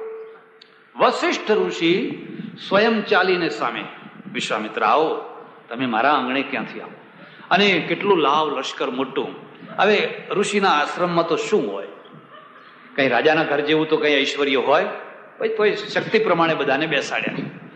અને પછી કહ્યું કે તમે હવે આટલે આવ્યા છો તો મારાથી જે કંઈ લુખું સુખું બને એ તમને આ રિવાજ સમજવા જેવો છે. કાઠિયાવાડમાં જાઓ તો કાઠિયાવાડમાં લોકો શું કે ખબર છે? છાહું પીવો, એમ કે છાશ પીવો. છાહું પીવો એમ એટલે કઈ ઘરમાં જે છાશ હોય ને એ તમને પીવડાવે. ખરેખર છાશ ના પીવડાવે, આટલો અડધો વાટકો ભરીને ઘી ને ગોળ આપે, એની ઉપર રોટલો આપે. પણ કહેવાય શું? શબ્દ હલકો અને કામ મોટું. અને ઘણી જગ્યાએ શું હોય? કામ શબ્દ મોટો અને કામ શબ્દ મોટો બોલે અને અંદર કામ નાનું હોય. જે કઈ લુખું સુખું હોય મારી પાસે એ હું તમને, મારો સત્કાર તમે સ્વીકાર કરો. એ વિશ્વામિત્રે કહ્યું ના ના ના ના, આ તો તમારે અહીં શું, અહીં આશ્રમમાં તો શું હોય, મારી પાસે તો આટલું મોટું લશ્કર છે ને આટલા લશ્કરને ક્યાંથી પહોંચી વળાય. એક બીજી વાત હું તમને કહું છું, જમવાનો ટાઈમ વીતી ગયા પછી કદી પણ કોઈના ત્યાં ભૂખ્યા ના જવું, અને જવું તો ભૂખ્યા છીએ એમ કદી કહેવું. હું તો એટલે સુધી કહું છું કે બીજાની વાત જવા તો તમારા ઘરમાં ના કહેવું. 1:30-2 વાગે તમે ઘેર આવ્યા હો અને ઘરના બધા જમી કરીને સુઈ ગયા હોય તો પત્નીને કહી દેવું ના મારે અત્યારે રસ્તામાં મેં કરી લીધું છે. કે એ વખતે બધાને ઊભા કરીને ચૂલો ફૂંકાવડાવો એ માનવતા કહેવાય? પણ ઘણાને કુટેવ હોય, કોઈ ટપાલ નહીં, કોઈ સમાચાર નહીં, કોઈ ટેલિફોન નહીં, કશું જ નહીં. અને જીપમાં જેટલા ભરાય એટલા પાછા 10-12 જેટલા ભરાય એટલા બરાબર 1 વાગે રાતના 10 વાગે આવીને ઉભા રહે. કેમ જમ્યા છો? ના ચાલશે મારે. હવે ચાલશે એટલે શું કહો, એનો અર્થ શું? પણ એમ તારે ચોખ્ખું કહી દો ને નથી જમવું. ના ના ચાલશે એમ કે હવે અત્યારે કઈ તમને તકલીફ પડશે. આવા માણસો ગમે ખરા? આ મહેમાનગતિ કરવાની રીત છે. એટલે પેલા કહ્યું ના ના આટલું બધું માણસને તમે ક્યાં મારો સત્કાર ને બધું ક્યાં કરો તમે? ના તમે ચિંતા ના કરો. પણ કેવી રીતે કરશો કે તમારે નહીં જોવાનું. વશિષ્ઠની પાસે એક શબલા નામની ગાય છે. શબલા નામની ગાય છે, એને કામધેનુ કહેવાય છે. ઈચ્છા પ્રમાણે ફળ આપે. અને શબલાને પ્રાર્થના કરી, જો શબલા આજ મારા આંગણે આટલો મોટો રાજા આટલું લશ્કર લઈને આવ્યો છે, તો એ બધાની ઈચ્છા પૂરી કર. અને વાલ્મીકી રામાયણમાં લખ્યું છે કે જાત જાતના મિષ્ટાન, જાત જાતના પકવાન, જાત જાતનું ફલાણું જે પીરસવા માંડ્યા ને બધા ઊંઝાના પાટીદારો હાથમાં પેલા બખડિયા લઈ લઈને બસ જમો જમો, બીજી વાત નહીં, જમો જમો. અને પેલો વિશ્વામિત્ર વિચાર કરે કે ભાઈ આના ઘરમાં આ આટલું બધું આવ્યું ક્યાંથી? પછી પૂછ્યું, બધાએ જમ્યા, ઓડકાર આવ્યા, પછી પૂછ્યું કે ભાઈ આટલું બધું તમે ક્યાંથી લાવ્યા? હવે વશિષ્ઠ બિચારા ભોળા, એને કહી દીધું મારી પાસે આ શબલા ગાય છે અને કામધેનુ છે, ઈચ્છા પૂર્તિ કરે છે. એટલે મેં તમને એક દિવસ કહ્યું હતું, કદી પણ જેવા તેવા માણસને ઘર બતાવવું, લોજમાં જમાડી દેવા. લોજમાં એમાં પણ સરકારી ઓફિસર હોય, જે તમારા ઉપર દાઢ રાખી શકે એવા માણસો હોય, એને તો બને ત્યાં સુધી ઘર ના બતાવો. ચરિત્ર વિનાના હોય એવા માણસોને ઘર ના બતાવો. કામ પડ્યું હોય, વેપાર ધંધો હોય તો બારોબાર પતાવી દેવું. અને વિશ્વામિત્રે કહ્યું કે આ ગાય મને આપ, આ ગાય મને. અરે બ્રાહ્મણ ઋષિ, તારે આ ગાયને શું કરવી છે? આ તો રાજ દરબારમાં શોભે. વશિષ્ઠે કહ્યું આ તો મારી દીકરી છે. પેલા વિશ્વામિત્ર શું કે છે? 1,00,000 ગાયો આપો એના બદલા, અને એટલું આટલું સુવર્ણ આપું, પણ આ ગાય મને. જુઓ, બંને મહાન છે, અને છતાં જે લોભ લાલચ જે કહેવાય એ વૃત્તિ છે. વશિષ્ઠ કે ના, ગાય ના મળે. એ ના પાડતા ગયા એમ આ ઉગ્ર રૂપ ધારણ કરતા ગયા. પછી તો એમ કે છે કે 1 કરોડ ગાયો આપું, આટલું સોનું આપું, આટલા હીરા આપું, આટલું ફલાણું આપું, પણ આ ગાય તો તારે મને આપવી પડે ને આપવી જ પડે. વશિષ્ઠ કે તારું સોનું નાખ ચૂલામાં, મારે આ ગાય આપવાની. વેર બંધાયો. વેર. અને વિશ્વામિત્ર ઉગ્ર થઈ ગયા. એક સ્વાભાવિક છે, સત્તાની સાથે હંમેશા અહંકાર રહેતો હોય છે. પૈસાની સાથે રહે, વિદ્યાની સાથે રહે, પણ એ થોડો દબાયેલો રહે. પણ સત્તા છે ને એની સાથે તો અહંકાર હંમેશા ઉપર ને ઉપર તરતો હોય. ફોજદાર હોય કે ડીએસપી હોય કે કલેક્ટર હોય, અને એની ઈચ્છા તમે પૂરી ના કરો એટલે એ દબાયેલો અહંકાર ના રહે, તરત જ ચમત્કાર બતાવે કે ના બતાવે? પેલા લોકો તો પછી કે જોયું જશે, હવે બદલો લઈશું, આ તો તરત બતાવે. વિશ્વામિત્રે પોતાના લશ્કરને આજ્ઞા કરી, આ ગાયને હરણ કરી લો, લઈ લો આપણે આ ગાય. આ બ્રાહ્મણ એમને એમ કઈ ગાય આપવાનો. એટલે લશ્કરે ગાય પકડીને લઈને ખેંચવા માંડ્યા જબરજસ્તી. હવે પેલી શબલાને જવું નથી. કેટલીક ગાયો એવી હોય કે ખીલો છોડવા માંગે, ઘર છોડવા ના માંગે. એ પેલા ઘેર જાય તો પાણી ના પીવે. કેટલીક ગાયો એવી હોય. આ લાગણી છે, આ હૃદય છે. એટલે પેલી શબલા ચોધારા આંસુએ રડવા માંડીને વશિષ્ઠને કહેવા લાગી, વશિષ્ઠ તમે મને ત્યાગી દીધી, તમે મને છોડી દીધી. મેં આખી જિંદગી તમારી સેવા કરી, જે માગ્યું એ તમને આપ્યું, અને હવે આ બધા દુષ્ટો મને ખેંચીને લઈ જાય છે અને તમે કશું બોલતા નથી. તો શું તમને મારા ઉપર ઘૃણા થઈ છે, તિરસ્કાર થયો છે? તમે મને છોડી દીધી છે?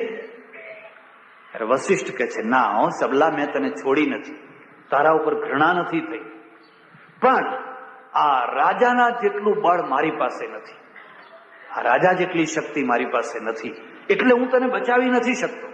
મારે તને બચાવવી છે, પણ હું બીજું શું કરી શકું? હું તો બ્રાહ્મણ છું અને મારાથી કઈ આ રાજા સામે માથણ ભીડી શકાતા નથી, એટલે હું લાચાર છું. ત્યારે શબલાએ કહ્યું તમે ચિંતા ના કરો, તમે આજ્ઞા કરો તો આના કરતા મોટું લશ્કર હું પેદા કરી આપું. વશિષ્ઠે કહ્યું ભલે. ત્યારે અને શબલાએ પછી કાન ફફડાવ્યા. લશ્કર જ લશ્કર, લશ્કર જ લશ્કર. વાલ્મીકી રામાયણમાંથી બહુ કેટલીક ઐતિહાસિક વાતો શીખવા જેવી છે. ઋષિ એમ કહે છે કે પહેલા જયારે એને પોતાના રૂવાટામાંથી જે સૈનિકો પેદા કર્યા, એ બધા સૈનિકો કોણ હતા? એ બધા સૈનિકો છે પહલ્લવો હતા. પહલ્લવો એટલે કોણ? ઈરાનના પહલ્લવી વંશ. ઇતિહાસ જાણતા હશે અને ખબર હશે. એ બધા પહલ્લવો હતા. એટલે એનો અર્થ એ થયો કે આ કથાના માધ્યમથી પહલ્લવો ક્યારે ભારતમાં આવ્યા અને અહીંના ક્ષત્રિયો સાથે ક્યારે લડતા થયા, એનો તાળો મેળવવો હોય તો તમે મેળવી શકો. પહલ્લવો બધા આવ્યા. પણ વિશ્વામિત્ર તો રાજા છે ને તપસ્વી છે. એના લશ્કરે આ પલ્લવોને કાપી નાખ્યા, મારી નાખ્યા. ફરી પાછા એને ખેંચવા લાગ્યા. એટલે પેલી ગાય વશિષ્ઠ ઋષિએ કહ્યું તું બીજા સૈનિકો પેદા કર. એટલે ફરી પાછા એને રૂવાટા ફફડાવ્યા. એમાંથી પાછા હજારો સૈનિકો પેદા થયા. એ હજારો સૈનિકો કોણ હતા? કે યવનો હતા. પલ્લવો પછી યવનો. યવનો એટલે ગ્રીક દેશના રહેવાસી, સિકંદરના દેશના ગ્રીકો. પહેલા ઈરાનીઓ અહીં આવ્યા. મારું ઇતિહાસનું પુસ્તક વાંચજો. પહેલા ઈરાનીઓ આવ્યા અને પછી ગ્રીકો આવ્યા. મિનિંદર ને સિકંદર ને બધા રાજાઓ આવ્યા. એ બધા ગ્રીકો હતા. એનું વર્ણન આપ્યું છે કે એ યોદ્ધાઓ કેવા હતા. એ બધા યોદ્ધાઓ ખૂબ લડ્યા. અને પછી એમનોય નાશ થયો. ત્યારે ફરી પાછા એને રૂવાટા ફફડાવ્યા. તો જે નવા સૈનિકો પેદા થયા એ શકો હતા. એટલે ગ્રીકો પછી શકો આવ્યા, હુણો આવ્યા, ફલાણા આવ્યા, બધા ઘણા વર્ણન આપ્યા છે. આ બધી બહારની પ્રજા છે. એ બહારની પ્રજા યોદ્ધાઓ બનીને ભારતમાં આવી. તમે આવો તાળો મેળવો. એના પાછળનો હેતુ એ છે કે જો તમને ઇતિહાસમાં રસ હોય તો બહુ વૈદિક પ્રાચીન કાળની અંદર બ્રાહ્મણો અને ક્ષત્રિયોની અંદર યુદ્ધો થયા કરતા. આ વશિષ્ઠ અને વિશ્વામિત્ર એનું પ્રતીક છે. પ્રાચીન કાળમાં બંને પ્રજાઓ લડ્યા કરતી અને એ લડાઈમાં જ્યારે દેશી સૈનિકોથી કામ નહીં પત્યું હોય ત્યારે બહારના સૈનિકો પછી, આ એક નિયમ છે કે ચાઇના સાથે યુદ્ધ થાય અને તમે જીતી ના શકો એટલે અમેરિકાને બોલાવવું પડે, ઇંગ્લેન્ડને બોલાવવું પડે, બહારના માણસોને. અને બહારના માણસો આવ્યા પછી જવાનું નામ લે. આ રીતે બહારના માણસો આવ્યા અને પછી તો વિશ્વામિત્રના આખા સૈન્યનો નાશ કરી નાખ્યો. હાહાકાર મચી ગયો બંને તરફ, બહુ મોટું. એક ગાય માટે. અને ગાય કોની? જેણે અતિથિ સત્કાર કર્યો તો. હવે વિશ્વામિત્ર કોઈ જેવા તેવા માણસ છે? જો વિશ્વામિત્ર આવી રીતે જેના ત્યાં અનાજ લીધું, જેના ત્યાં જળ લીધું, દૂધ લીધું, એના ત્યાં આવી માગણી કરે તો આજનો સામાન્ય માણસ છે એ તો માગણી કર્યા કે આ ટીવી ક્યાંથી લાવ્યા? કે આ તો સોની, આ દેશનું નહીં. એટલે પેલા સાહેબ તરત જ કે ચોપડા પછી પાસ થશે, પહેલા આ ટીવી મોકલી આપજો. ચોપડા ઉપર સહી.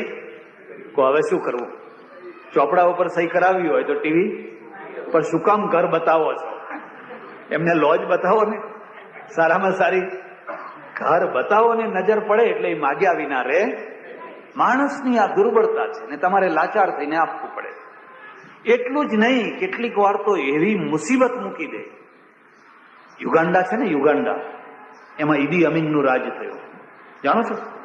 હું ત્યાં જ હતો જયારે ઈદી અમીન ગાદીએ બેઠો ત્યારે. હું જિંજામાં હતો અને લોકો બહુ ખુશ થયેલા, એટલા રાજી થયેલા. બોટાને ઉથારાવી દીધો ને ઈદી અમીન આવ્યો, બહુ રાજી થયા.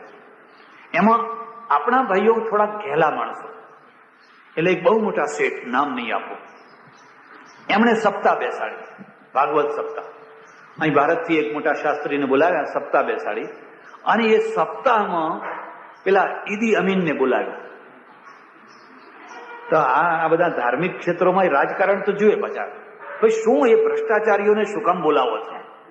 કે ના આપણે સારા દેખાય. હવે પેલા ઈદી અમીનને બોલાવ્યો, એને બેસાડ્યો. અને જે પોથીની પૂજા કરવા આવેલી સ્ત્રીઓ, એમાંની એક સ્ત્રી એટલી રૂપાળી કે પેલા ઈદી અમીનનું મન બગડ્યું. ઈદી અમીનનું મન. અને એને હવે એ તો એક તો પેલા નિગ્રો, એમાંય પાછા મ્લેચ્છ, એટલે એને તરત જ માગણી કરી કે આ સ્ત્રી મારે ત્યાં મોકલી આપો. તરત જ. એમાં કઈ શરમ, સંસ્કૃતિ, કલ્ચર કે આબરૂ જવાની કઈ પ્રશ્ન જ નથી. હવે આ શું કરવું? આ તો ગભરાય તો શું કામ બોલાવો છો? આ માણસ એટલો બધો શક્તિશાળી, આ વેપારી શેઠિયો, કે એને ચાર્ટર્ડ પ્લાન કરીને તરત જ પેલી સ્ત્રીને દેશ બહાર કાઢી મૂકી. કારણ કે એ તો છોકરાની, આપણા કુટુંબની કોઈ છોકરાની બહુ. અને પછી એમાંથી બહુ મોટું કાંડ થયું. એ બધું છોડીને બધાને ભાગવું પડ્યું, નાસવું પડ્યું ને એક બહુ મોટું કાંડ થયું. પણ એ બધા કાંડનું મૂળ ક્યાં છે?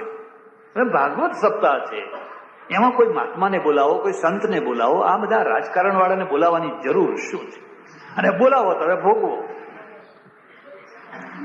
એટલે પછી જ્યારે વિશ્વામિત્રનું લશ્કર કપાઈ ગયું, નષ્ટ થઈ ગયું, ત્યારે વિશ્વામિત્રે વિચાર કર્યો કે હવે આ વસિષ્ઠને મારે કોઈને કોઈ રીતે એનો નાશ કરવો પડશે. લશ્કરથી નહીં નાશ કરી શકું, મારે તપ કરવું પડશે. અને વિશ્વામિત્ર ઋષિ તપ કરવા બેઠા. જરા ધ્યાન દેજો, તપ ખરું કલ્યાણ માટે નહીં, વિનાશ માટે. સ્પર્ધા થઈ ગઈ છે, વેર બંધાયું છે, અને એવું જોરદાર વેર બંધાયું છે બીજું કશું સૂઝતું નથી. ખાવું પીવું ઊંઘવું કશું સૂઝતું નથી. જેની સાથે વેર બંધાયું છે એનો નાશ થવો જોઈએ, એનો નાશ કરવો છે. એટલે બહુ મોટું તપ કર્યું, બહુ મોટું તપ કર્યું. એ તપ જ્યારે એની પૂર્ણાવસ્થાએ પહોંચવાની તૈયારી હતી અને ઇન્દ્રે જોયું કે આ તો પૂર્ણાવસ્થાએ પહોંચવાની તૈયારી છે, એમણે મેનકાને મોકલી. તમને ખબર હશે, એ મેનકા છે એનાથી ઋષિ પ્રભાવિત થયા. એમાંથી જે સંતાન થયું એ સંતાનનું નામ શકુંતલા. એ સંતાનનું નામ શકુંતલા. એ શકુંતલા કણવ ઋષિના આશ્રમમાં ઉછરીને મોટી થઈ. પણ 10 વર્ષ પછી ઋષિને ભાન થયું ને પોતાની જાતને ધિક્કારવા લાગ્યા અને પશ્ચાતાપ કરવા લાગ્યા અને પાછા હિમાલયમાં ગયા. મેનકાઈ પગે લાગીને જતી રહી. વળી પાછું તપ કરવા માંડ્યું અને વળી પાછું તપ કરવા માંડ્યું. એટલે આ વખતે જયારે તપ પરાકાષ્ઠાએ પહોંચવાનું હતું ત્યારે રંભાને મોકલી. ઇન્દ્રના ત્યાં બધી અપ્સરાઓ છે, એ વારાફરતી મોકલે, બધી કેટલાય નામ છે. અને રંભાને મોકલી. રંભાએ પહેલા જ કહ્યું, ભાઈ મને ડર લાગે છે, આ બહુ ક્રોધી છે, તેજસ્વી છે, મને બાળીને ખાખ ના કરી નાખે. અને આ વખતે ઋષિ જીતી ગયા. એકવાર હારી ગયા પણ આ વખતે જીતી ગયા. અને આ વખતે એમનું તપ સફળ થયું અને બધી પ્રસન્નતાના કારણે બધા કેટલા વરદાનો પ્રાપ્ત થયા, કેટલા અસ્ત્રો, કેટલા શસ્ત્રો, કેટલું કઈ બધું પ્રાપ્ત થયું. અને જ્યાં બધું પ્રાપ્ત થયું, બસ કે હવે વસિષ્ઠનો નાશ કરો. માણસના મનની અંદર આ વેર વૃત્તિ છે. કથા વેર વધારવા માટે નથી, વેર ઉતારવા માટે છે. તમે એ કથા સાંભળો અને તમારું વેર બંધાયેલું હોય મજબૂત કરવા માટે છે. તો શું કૌરવ થવું છે? શું વિશ્વામિત્ર થવું છે? વેર ઉતારવા માટે, વેરનું શમન કરવા માટે. આટલા બધા મારા પાસે શસ્ત્રો છે ને આટલા બધા વરદાન છે ને આટલું ફલાણું છે ને આટલું ફલાણું છે. એટલે વિશ્વામિત્રે પોતાના તમામ લશ્કરને કહ્યું, ચાલો વસિષ્ઠના આશ્રમને ઉજ્જડ કરી નાખો. વસિષ્ઠનો બહુ વિશાળ મોટો આશ્રમ અને આ વિશ્વામિત્રનું લશ્કર, પેલા નવા યોદ્ધાઓ, નવા શસ્ત્રો બધા બાળીને ખાક કરવા લાગ્યા. મૃગો ભાગવા માંડ્યા, પુરુષો ભાગવા માંડ્યા, ઋષિઓ ભાગવા માંડ્યા, ઋષિ પત્નીઓ ભાગવા માંડી, બાળકો ભાગવા માંડ્યા. આખા આશ્રમની અંદર હાહાકાર કરી નાખ્યો. વસિષ્ઠ જોયું, ઘર મારા આશ્રમની આ દશા. એટલે એમને પણ ક્રોધ ચડ્યો. આ સ્વાભાવિક છે. બ્રહ્મદંડ લઈને આવીને સામે ઉભા રહ્યા અને બંને વચ્ચેનો જે સંવાદ છે ને એકદમ નીચી કક્ષા. તું મેં જેને કહેવાય ને, હે દુષ્ટ, એટલે પેલો કે હે દુષ્ટ. હવે છે બે ઋષિ, હાય તું આમ ને ફલાણો ને આમ ને તેમ ને. અને પછી બંનેના વચ્ચે જે સંઘર્ષ ચાલ્યો એમાં એક પછી એક અસ્ત્રો છે એ વિશ્વામિત્રે મૂકવા માંડ્યા. પણ પેલીની વસિષ્ઠની પાસે જે બ્રહ્મદંડ હતો ને, એક પણ અસ્ત્રનું કોઈ સફળ થયું. વિશ્વામિત્ર હાર્યા. મૂક હવે મૂક, અને જો હવે મારો બ્રહ્મદંડ ચલાવવું છે. એટલે બધા ઋષિઓ વચ્ચે પડ્યા. ના ના ના, હો, એ તમારે, એને જે કર્યું એ કર્યું, પણ તમારાથી એવું થાય. વિશ્વામિત્રને વળી પાછી પોતાની જાત ઉપર ગ્લાનિ થઈ, ક્લેશ થયો. દિગ્બલમ ક્ષાત્ર બલમ, હા મારા બળને ધિક્કાર છે. બ્રહ્મ બલમ બલમ, આ વસિષ્ઠનું જે બળ છે એ જ સાચું બળ છે. વિશ્વામિત્રે કહ્યું કે હું હજુ તપ કરીશ. પાછું તપ કરવાનું છોડવાનો કોણ ચર્ચા કરે છે? શતાનંદ કરે છે. અને શતાનંદ કે છે આ વિશ્વામિત્ર કોણ છે? ધનુર્વેદના અમૂળ ઋષિ છે, આટલા સમર્થ છે, આટલા શક્તિશાળી છે, અને તે છતાંય વસિષ્ઠને બેયની સાથે વેર બંધાયેલો છે. પછી એક સમય એવો આવે છે, બહુ લાંબી ચર્ચા નહીં કરું, એક સમય એવો આવે છે રાત્રે વસિષ્ઠને મારવા માટે વિશ્વામિત્ર જાય છે. વસિષ્ઠના આશ્રમમાં એમની જે પર્ણકુટી અને પર્ણકુટીની અંદર અરુંધતી ને વશિષ્ઠ બંને બેઠા છે, અને પેલા સંતઈને છુપાઈને હાથમાં ખડગ લઈને ગયા. હમણાં જરા બહાર આવે એટલે ઠેકાણું. ત્યારે અરુંધતી પૂછે છે કે અરે આજ અમાવાસ્યા છે અને આટલું બધું અજવાળું ક્યાંથી થાય છે, આટલું બધું તેજ ક્યાંથી આવે છે, પ્રકાશ ક્યાંથી આવે છે? ત્યારે વશિષ્ઠ બહુ શાંતિથી કહે છે, અરુંધતી, આ તો વિશ્વામિત્રનું તેજ છે, આ ચંદ્રમાનું તેજ નથી, પણ આ તો વિશ્વામિત્રનું તેજ છે. વિશ્વામિત્ર જેવો કોઈ તપસ્વી નથી. અને પેલો વિશ્વામિત્ર સાંભળે છે, હાથમાં તલવાર લઈને સંતાઈને બેઠેલો વિશ્વામિત્ર સાંભળે છે. એ વિચાર કરે છે કે ઓહો, આને ખબર પડી ગઈ, આને ખબર પડી ગઈ. અને પછી આવીને બંને એકબીજાને ભેટી પડે છે. અને ત્યારે પછી એને બ્રહ્મર્ષિ કહે છે, રાજર્ષિ અને બ્રહ્મર્ષિ. એટલે શતાનંદ કહે છે આ વિશ્વામિત્ર કોઈ સામાન્ય માણસ નથી. એની પછી એક બીજી પણ કથા છે, બહુ લાંબી કથા છે, અને એ કથા એ જરા સાંભળવા જેવી, સમજવા જેવી છે. વશિષ્ઠ ઋષિની પાસે ત્રિશંકુ નામનો એક રાજા ગયો, અને ત્રિશંકુએ કહ્યું કે મારી ઈચ્છા છે કે મારે સદેહે સ્વર્ગમાં જવું છે. તમારે કોઈની ઈચ્છા હોય તો કહેજો. આમ મર્યા પછી તો બધાના માટે સ્વર્ગવાસી એવું લખે છે. કેટલાક લોકો તો એવું લખે કે તમારા પિતાશ્રી સ્વર્ગવાસી થયા એ જાણીને અમને બહુ દુઃખ થયું. તો શું નરકવાસી થયા હોત તો શું થાત? કેટલાક લોકો એવું લખે અમારા પિતાશ્રી સ્વર્ગવાસી થયા એ બહુ ભૂંડું થયું છે, પણ ભગવાનને ગમ્યું એ. એટલે ભાઈ સ્વર્ગવાસી થયા તોય ભૂંડું થયું છે. આ તો ખાલી રૂઢી થઈ એનો કોઈ. અને ત્રિશંકુને એવી ઈચ્છા થઈ કે મારે જીવતા જીવતા સ્વર્ગે જવું છે. એટલે વશિષ્ઠે કહ્યું કે આવી બધી આ ચાળો મુખ પડતો, સદેહ કદી સ્વર્ગે જવાય? આપણે ત્યાં કેટલાક લોકો પહેલા જતા હતા, પછી બધી ખબર પડી ગઈ, મળદા હંતાડી દે. અને લોકોને કે ફલાણામાં એ તો કે સદે વિમાન આવ્યું હતું ઉપર ભગવાન લઈ ગયા એમને. પછી પેલું મળદું 2-5 દાડે ગંધાય ને પછી ખબર પડે. કોઈ દિવસ ધતિંગ ના કરશો, અને ધતિંગમાં માનશો નહીં. મારે સદેહે જવું છે. વશિષ્ઠ એમના કુલગુરુ છે, અને વશિષ્ઠને કહ્યું મારે સદેહે સ્વર્ગે જવું છે. વશિષ્ઠ ના પાડી, એ બને જ નહીં, કોઈ હિસાબે ના બની શકે. પણ આને એવી તીવ્ર ઈચ્છા, કેટલીક વાર માણસોને વ્યર્થની ઈચ્છાઓ થાય, શેખચલ્લી જેવી. હવે સદેહે સ્વર્ગે જવા કરતા અહીંયા જ સ્વર્ગ લઈ આવ ને, તું રાજા છે ને સારું કામ કરતો અહીં સ્વર્ગ આવી જાય. જેને વિચાર કર્યો કે આ વશિષ્ઠને 100 પુત્રો છે. કેટલા બધા, જે જૂના જમાનામાં બધા પુત્રો તો ઢગલા બંધ પુત્રો બધા. આજે સારું છે કે કોઈ એમનું અનુકરણ નથી કરતું. વશિષ્ઠને 100 પુત્રો છે. એટલે આ ત્રિશંકુ છે એ 100 પુત્રો પાસે ગયો અને જઈને કહે છે કે તમે ગમે એમ કરો, પણ મને છે ને તે મને સ્વર્ગે મોકલી આપો. મારે સદેહે સ્વર્ગે જવું છે. એવો કોઈ યજ્ઞ કરો, એવી કોઈ વિધિ કરો, મારે સદેહે સ્વર્ગે જવું છે. એટલે પેલા 100 પુત્રોએ કહ્યું કરે અમારા બાપે ના પાડી તો અમારાથી એ કામ થતું હશે? અમારાથી કદી એ કામ ના થઈ શકે. જો થવાનું હોત તો અમારા પિતાશ્રી જ ના કરી આપો. પણ એવો ચોંટ્યો, એવો વળગ્યો તો આમ જુવાનીમાં છૂટે નહીં. ઘણા માણસો જુવા થઈને આવે. કોઈને મળવા જાઓ ને 2-3 મિનિટ 5 મિનિટ વાત પૂરી કરી ઉઠીને ચાલતા હતા, પણ ઉઠે જ નહીં. હવે કઈ કામ છે એટલે ઘણી વાર હું પ્રસાદ આપું, લો પ્રસાદ, એટલે ખાઈને પાછા બે. પણ ભાઈ મને કઈક કામ કરવા દો. કેમ આવ્યા હતા? કે મળવા આવ્યા હતા. પણ હવે 3 કલાક થયા, હવે મળવું તો કેટલા ટાઈમ મળવાનું હોય?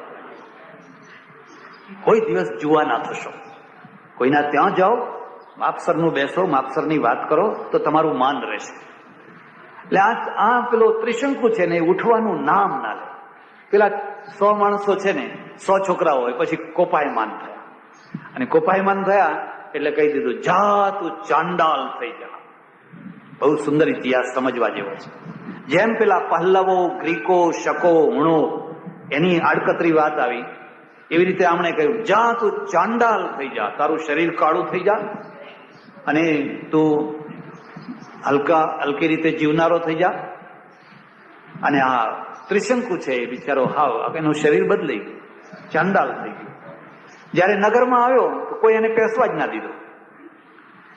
લોકોએ કહ્યું અરે આ રાજા ના હોય, એને ગામ બહાર કાઢી મૂક્યો. બહુ એની ભૂંડી દશા થઈ, બહુ ભૂંડી દશા થઈ. તમને એક વાત કહું છું, જો વાત સમજે તો સમજજો. આપણા ત્યાં જે હરિજન સમાજ છે ને, હરિજન એટલે ભંગી, વણકર નહીં, ચમાર નહીં, ભંગી. એ ભંગી સમાજને તમે જોજો, એકદમ ગૌર વર્ણ. ઘણા ભંગીઓ છે ને એકદમ ગૌર વર્ણ. મારે આશ્રમમાં ઝાડુ લગાવવા આવે છે, એના છોકરા તમે જુઓ, નાગર બ્રાહ્મણ કે યુરોપિયન એના આગળ ફિક્કો પડે. એ બે છોકરાઓને ઉભા કર્યા હોય તો યુરોપિયન જેવા એ બે છોકરા. કોઈ વાર વિચાર કર્યો કે આ ગૌરપણું આવ્યું ક્યાંથી? હું ઘણી વાર કહું કે આ બ્રાહ્મણોમાંથી થયેલા છે, ક્ષત્રિયોમાંથી થયેલા છે. અને એના એટલે એ આ આખો જે વર્ણભેદ થયો, એટલે શ્રાપ આપવાનો અર્થ શું છે? ગામ બહાર કાઢી મૂક્યા. પેલો આવી સ્થિતિમાં થયો. કોણ? ત્રિશંકુ. હવે બહુ દુઃખી થયો. તેણે વિચાર શું કર્યો કે હવે જો મારે કામ કરવું હોય તો વશિષ્ઠના દુશ્મન પાસે જવા દે. ને વશિષ્ઠના દુશ્મન કોણ? વિશ્વામિત્ર. તમારા ઘરની જ કથા છે, તમારા સંસારની જ કથા છે. આ પક્ષવાળાએ કામ ના કર્યું, હવે પેલા પક્ષવાળા પાસે જવા દો. એટલે વિશ્વામિત્ર પાસે ગયો અને ખૂબ રડ્યો. અરે તારી આ દશા કોણે કરી? મારી આ દશા વશિષ્ઠના 100 પુત્રોએ કરી. મને ચાંડાલ બનાવી દીધો, મારી આવી દુર્દશા કરી નાખી, ને મારે જીવતા જીવતા સ્વર્ગે જવું છે. એટલે વિશ્વામિત્રને એવો ક્રોધ, કારણ કે પેલું વિરોધ ચાલે છે ને, દુશ્મનાવટ ચાલે છે ને, એટલે વિશ્વામિત્રે હાથમાં પાણી લીધીને જો ફેંક્યું ને, એ 100 પુત્રોને ચાંડાલ બનાવી દીધા. કયા? વશિષ્ઠના 100 પુત્રો. આજે આખો વંશ એ રીતે થયો. 100 પુત્રોને ચાંડાલ બનાવી નાખ્યા. પેલા એક ત્રિશંકુને બનાવ્યા, તો હમણે 100 ને બનાવ્યા. આપણા ત્યાં એક દુઃખદ જે વાત છે ને, એક એ છે કે ઉપરના માણસોને નીચે જલ્દી બનાવી નાખીએ છીએ, પણ નીચેના માણસોને ઉપર જલ્દી બનાવી શકતા. આટલા સમર્થ વિશ્વામિત્રને બ્રહ્મર્ષિ થતા વર્ષોનું તપ કરવું પડ્યું. અને બ્રહ્મર્ષિના દીકરા જે 100 પેલા વશિષ્ઠના દીકરા, એને ચાંડાલ થતા 5 મિનિટ વર્ષો લાગ્યા. અને ત્રિશંકુ જેવો સમર્થ રાજા, એને પણ ચાંડાલ થતા વાર લાગી. ઉપરના માણસોને બહુ જલ્દી નીચે તમે ગબડાવી નાખો છો, પણ નીચેના માણસોને ઉપર ઉઠાવી શકતા. હવે બોલો, તમારો ઉદ્ધાર થાય કે વિનાશ થાય? જે આવ્યો એને નીચે ગબડાવો, જે આવ્યો એને તું રાક્ષસ થઈ જા, તું ચાંડાલ થઈ જા, પણ તું બ્રાહ્મણ થઈ જા એમ બોલ ને. તું ઋષિ થઈ જા, તું સંત થઈ જા. કોઈ આવે છે કોઈ જગ્યાએ એવું? પ્રજા ક્યારે પતિત થતી હોય છે? પેલા 100 ચાંડાલ. અને હવે વિશ્વામિત્રે કહ્યું તું ચિંતા ના કર, હું યજ્ઞ કરું છું અને તને સ્વર્ગે મોકલી આપીશ. વિશ્વામિત્રે યજ્ઞ શરૂ કર્યું. કહ્યું જાઓ, બધા ઋષિઓને આમંત્રણ આપો, ચારે તરફ બધાને બોલાવો. અને દૂતોને કહ્યું જો કોઈ ના પાડે કે કોઈ મારી નિંદા કરે તેનું નામ લખી લાવજો. આવું લખ્યું છે. બધે ફર્યા પણ આ 100 છોકરાઓએ ના પાડી. એમણે કહ્યું વિશ્વામિત્ર ક્ષત્રિય, એને યજ્ઞનો અધિકાર નહીં. એના યજ્ઞમાં ત્રિશંકુ ચાંડાલ, એનો વળી યજ્ઞ થતો હશે, અમે નહીં આવીએ. અને એક મહોદય કરીને બીજા ઋષિ હતા, આટલા લોકોએ ના પાડી. જયારે દૂતો પાછા આવ્યા, બધા ઋષિઓ આવવાના છે, બધામાં આવવાના છે, પણ આ 100 ને આ એક નથી આવવાના. ત્યારે વિશ્વામિત્રને ક્રોધ ચડ્યો ને 101 ને ચાંડાલ બનાવી દીધા. પેલા 100 ને ચાંડાલ બનાવ્યા, અને આ મહોદય નામના ઋષિ હતા ને, એમને એક બીજી અધમ જાતિમાં નાખી દીધા. આ બંનેનું પતન કરાવી દીધું. ત્યારથી આ ચાંડાલ વંશ શરૂ થયો. એમાં અડધું લોહી બ્રાહ્મણનું છે. મનુસ્મૃતિ પ્રમાણે પણ છે, પણ એની ચર્ચા અત્યારે નહીં કરો. પછી યજ્ઞ શરૂ થયો. બધા ઋષિઓ મુનિઓ ફલાણા બધા આવી ગયા છે, ને બધું ચાલી રહ્યું છે, ને ત્રિશંકુને બેસાડ્યો છે. અને યજ્ઞ જ્યાં પૂરો થવાનો આવ્યો અને હવિષ્યાન્ન ભાગ લેવાનો થયો, ત્યારે દેવોએ ના પાડી દીધી કે અમે આ હવિષ્યાન્ન નહીં લઈએ, અમે આ યજ્ઞમાં ભાગ લેવાના, અમે ભાગ નથી લેવાના. વિશ્વામિત્રમાં ઉગ્રતા છે. એને કહ્યું ના લેવું હોય તો તમારા ઘેર જાઓ, પણ મારે આ ત્રિશંકુને ઉપર મોકલવો છે ને મોકલવો જ છે. એટલે એમણે પોતાના બળથી ત્રિશંકુને ઉપર મોકલ્યો.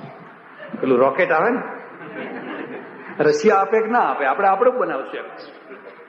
પણ મારે કોઈ પણ હિસાબે આ ઉપગ્રહ એટલે પેલો ત્રિશંકુ તો સડસડાટ ઉપર જવા માંડ્યો. હવે ઉપર જેવો એ જોયું આ તો ઉપર આવ્યો એટલે એને પાછો વાળ્યો, એમણે પાછો ધકેલ્યો.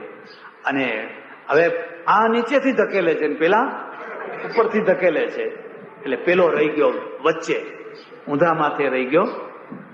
ત્યારથી લોકો કહે છે કે ભાઈ ત્રિશંકુ જેવી દશા ના થાય. આપણે નથી લોકોને કહેતા કે મારી દશા તો ત્રિશંકુ જેવી થઈ, નહીં ઉપરના કે નહીં. સમર્થ વિશ્વામિત્ર, ચાલ તો ત્યાં જ રહી જા, નીચે નહીં પડવા દો. અને પછી વિશ્વામિત્રે કહ્યું કે તું ચિંતા ના કર, હું તારા માટે નવી સૃષ્ટિ બનાવી દઈશ. આ જે પૌરાણિક પદ્ધતિ લખવાની છે એને તમે રિફાઇન કરી અને જો તમે એના મૂળ સુધી પહોંચો તો નવી સૃષ્ટિ બનાવી શકાય છે. નવી સૃષ્ટિ એટલે શું? માનો કે ઘઉં, નેચરલ ઘઉં ચાલ્યો આવતો હતો, પણ તમે સંશોધન કરીને નવો ઘઉં બનાવ્યો, એ નવી સૃષ્ટિ કરી કે ના કરી? નવી કલમ લવાઈ, નવી કેરી બનાવી, એ નવી સૃષ્ટિ કરી કે ના કરી? ગાયમાં શંકર ગાય કરીને વધારે દૂધ દેનારી ગાય, આ વિશ્વામિત્રની સૃષ્ટિ. ખ્યાલ આવે છે? જેમાં ભૌતિકતામાં વિજ્ઞાનનો ઉમેરો કરી અને વધારે જોરદાર જે વસ્તુઓ તમે બનાવો એ વિશ્વામિત્રની સૃષ્ટિ. એટલે વિશ્વામિત્રે ત્યાં જ બધું સ્વર્ગ બનાવવા માંડ્યું કે હું તને ત્યાં જ બધું સ્વર્ગ બનાવી આપું છું, જે સ્વર્ગમાં છે એ બધું તને બનાવી આપું છું. આપણે પૌરાણિક દ્રષ્ટિએ માત્ર નહીં જોવાનું, પણ આટલી દ્રષ્ટિએ જોવાનું કે આ વિશ્વામિત્ર એક સમર્થ વૈજ્ઞાનિક છે, એક સમર્થ ઋષિ છે અને નવી સૃષ્ટિ બનાવી શકે છે. તમને ખબર હોય કે ન હોય, હમણાં રશિયાએ એક એવું દર્પણ બનાવ્યું છે, એવો આયનો બનાવ્યો છે કે ઉપર દૂર અંતરિક્ષમાં એ મોટો આયનો મૂકી દો એટલે વગર લાઇટે રાત્રે તમારે આખા શહેરમાં પ્રકાશ. વાંચ્યું હતું પેપરમાં? 100-200 માઇલ સુધી પ્રકાશ, લાઇટ જાણે દિવસ, એટલો આયનો ઉપર મૂકી દેવાનો. આ નવી સૃષ્ટિ થઈ કે ના થઈ? અને આપણે કહીએ કે ગેસ તેલ નથી મળતું, લાઇટ જતી રહે, લાઇટ જતી રહે, આયનો બનાવો. બેસી શું કામ રહ્યા છે? પ્રજા આખી બેસી જ નમાલ દઈને, લાઇટ ક્યારે આવશે, ભાવ વધી ગયા. પણ કંઈક કરો, તમને ભગવાને બુદ્ધિ આપી છે. વિશ્વામિત્ર બનો, વશિષ્ઠ બનો, કંઈક કરો. હવે કંઈક કરવું નથી, નામ જોઈને બેસી રહે. વરસાદ નથી આવતો તો શું કરશું? તો એનો રસ્તો કાઢો. એ વિશ્વામિત્રની સૃષ્ટિ. આ વરસાદ આવે એ કુદરતની સૃષ્ટિ, અને પછી બીજી કોઈ સૃષ્ટિથી તમને પાણી કરી નાખે એ વિશ્વામિત્રની. આખું સ્વર્ગ બનાવી દીધું. પેલા શતાનંદ કે છે, હે જનક રાજા, આ વિશ્વામિત્રને તમે જેવા તેવા માનશો? આ તો સમર્થ વૈજ્ઞાનિક છે, સમર્થ રાજા છે, ગાધીસુત છે, ફલાણી પરંપરામાં આવેલા છે. અને આપણા અહો ભાગ્ય કે આજે આપણા ત્યાં એ પધાર્યા છે. આ બે કોણ છે? આ બે બાળકો દેખાય છે. કેટલીક વાર કેટલાક લોકોના વ્યક્તિત્વ એવા હોય કે તમને રુચિ થઈ જાય કે આ કોણ છે. ઘણા એવા હોય જાણવાની ઈચ્છા જ ના થાય, હોય તો બધા રેંજી પેજી કેટલાય ચાલતા હોય.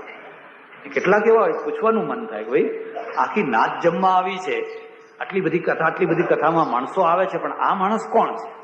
બધાનું મન એના ઉપર જતું હોય, ધ્યાન એના તરફ જતું હોય કે આ દશરથના બે પુત્રો છે.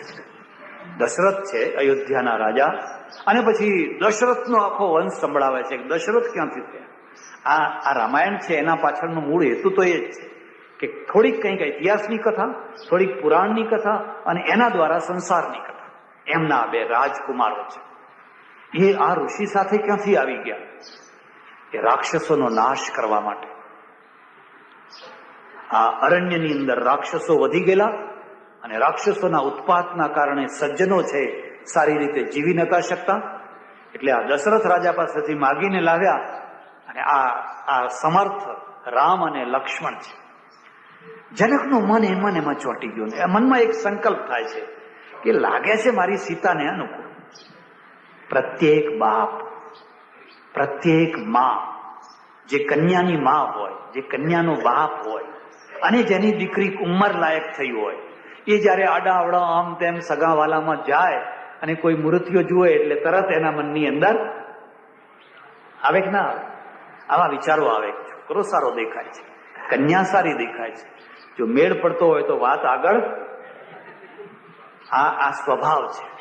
અને દશરથે કહ્યું કે જો સતાનંદ, આ વિશ્વામિત્રને સારામાં સારી જગ્યાએ ઉતારો આપો, એમને કોઈ તકલીફ ના પડે, એમને કોઈ અડચણ ના થાય એવી સારામાં સારી જગ્યાએ ઉતારો આપો.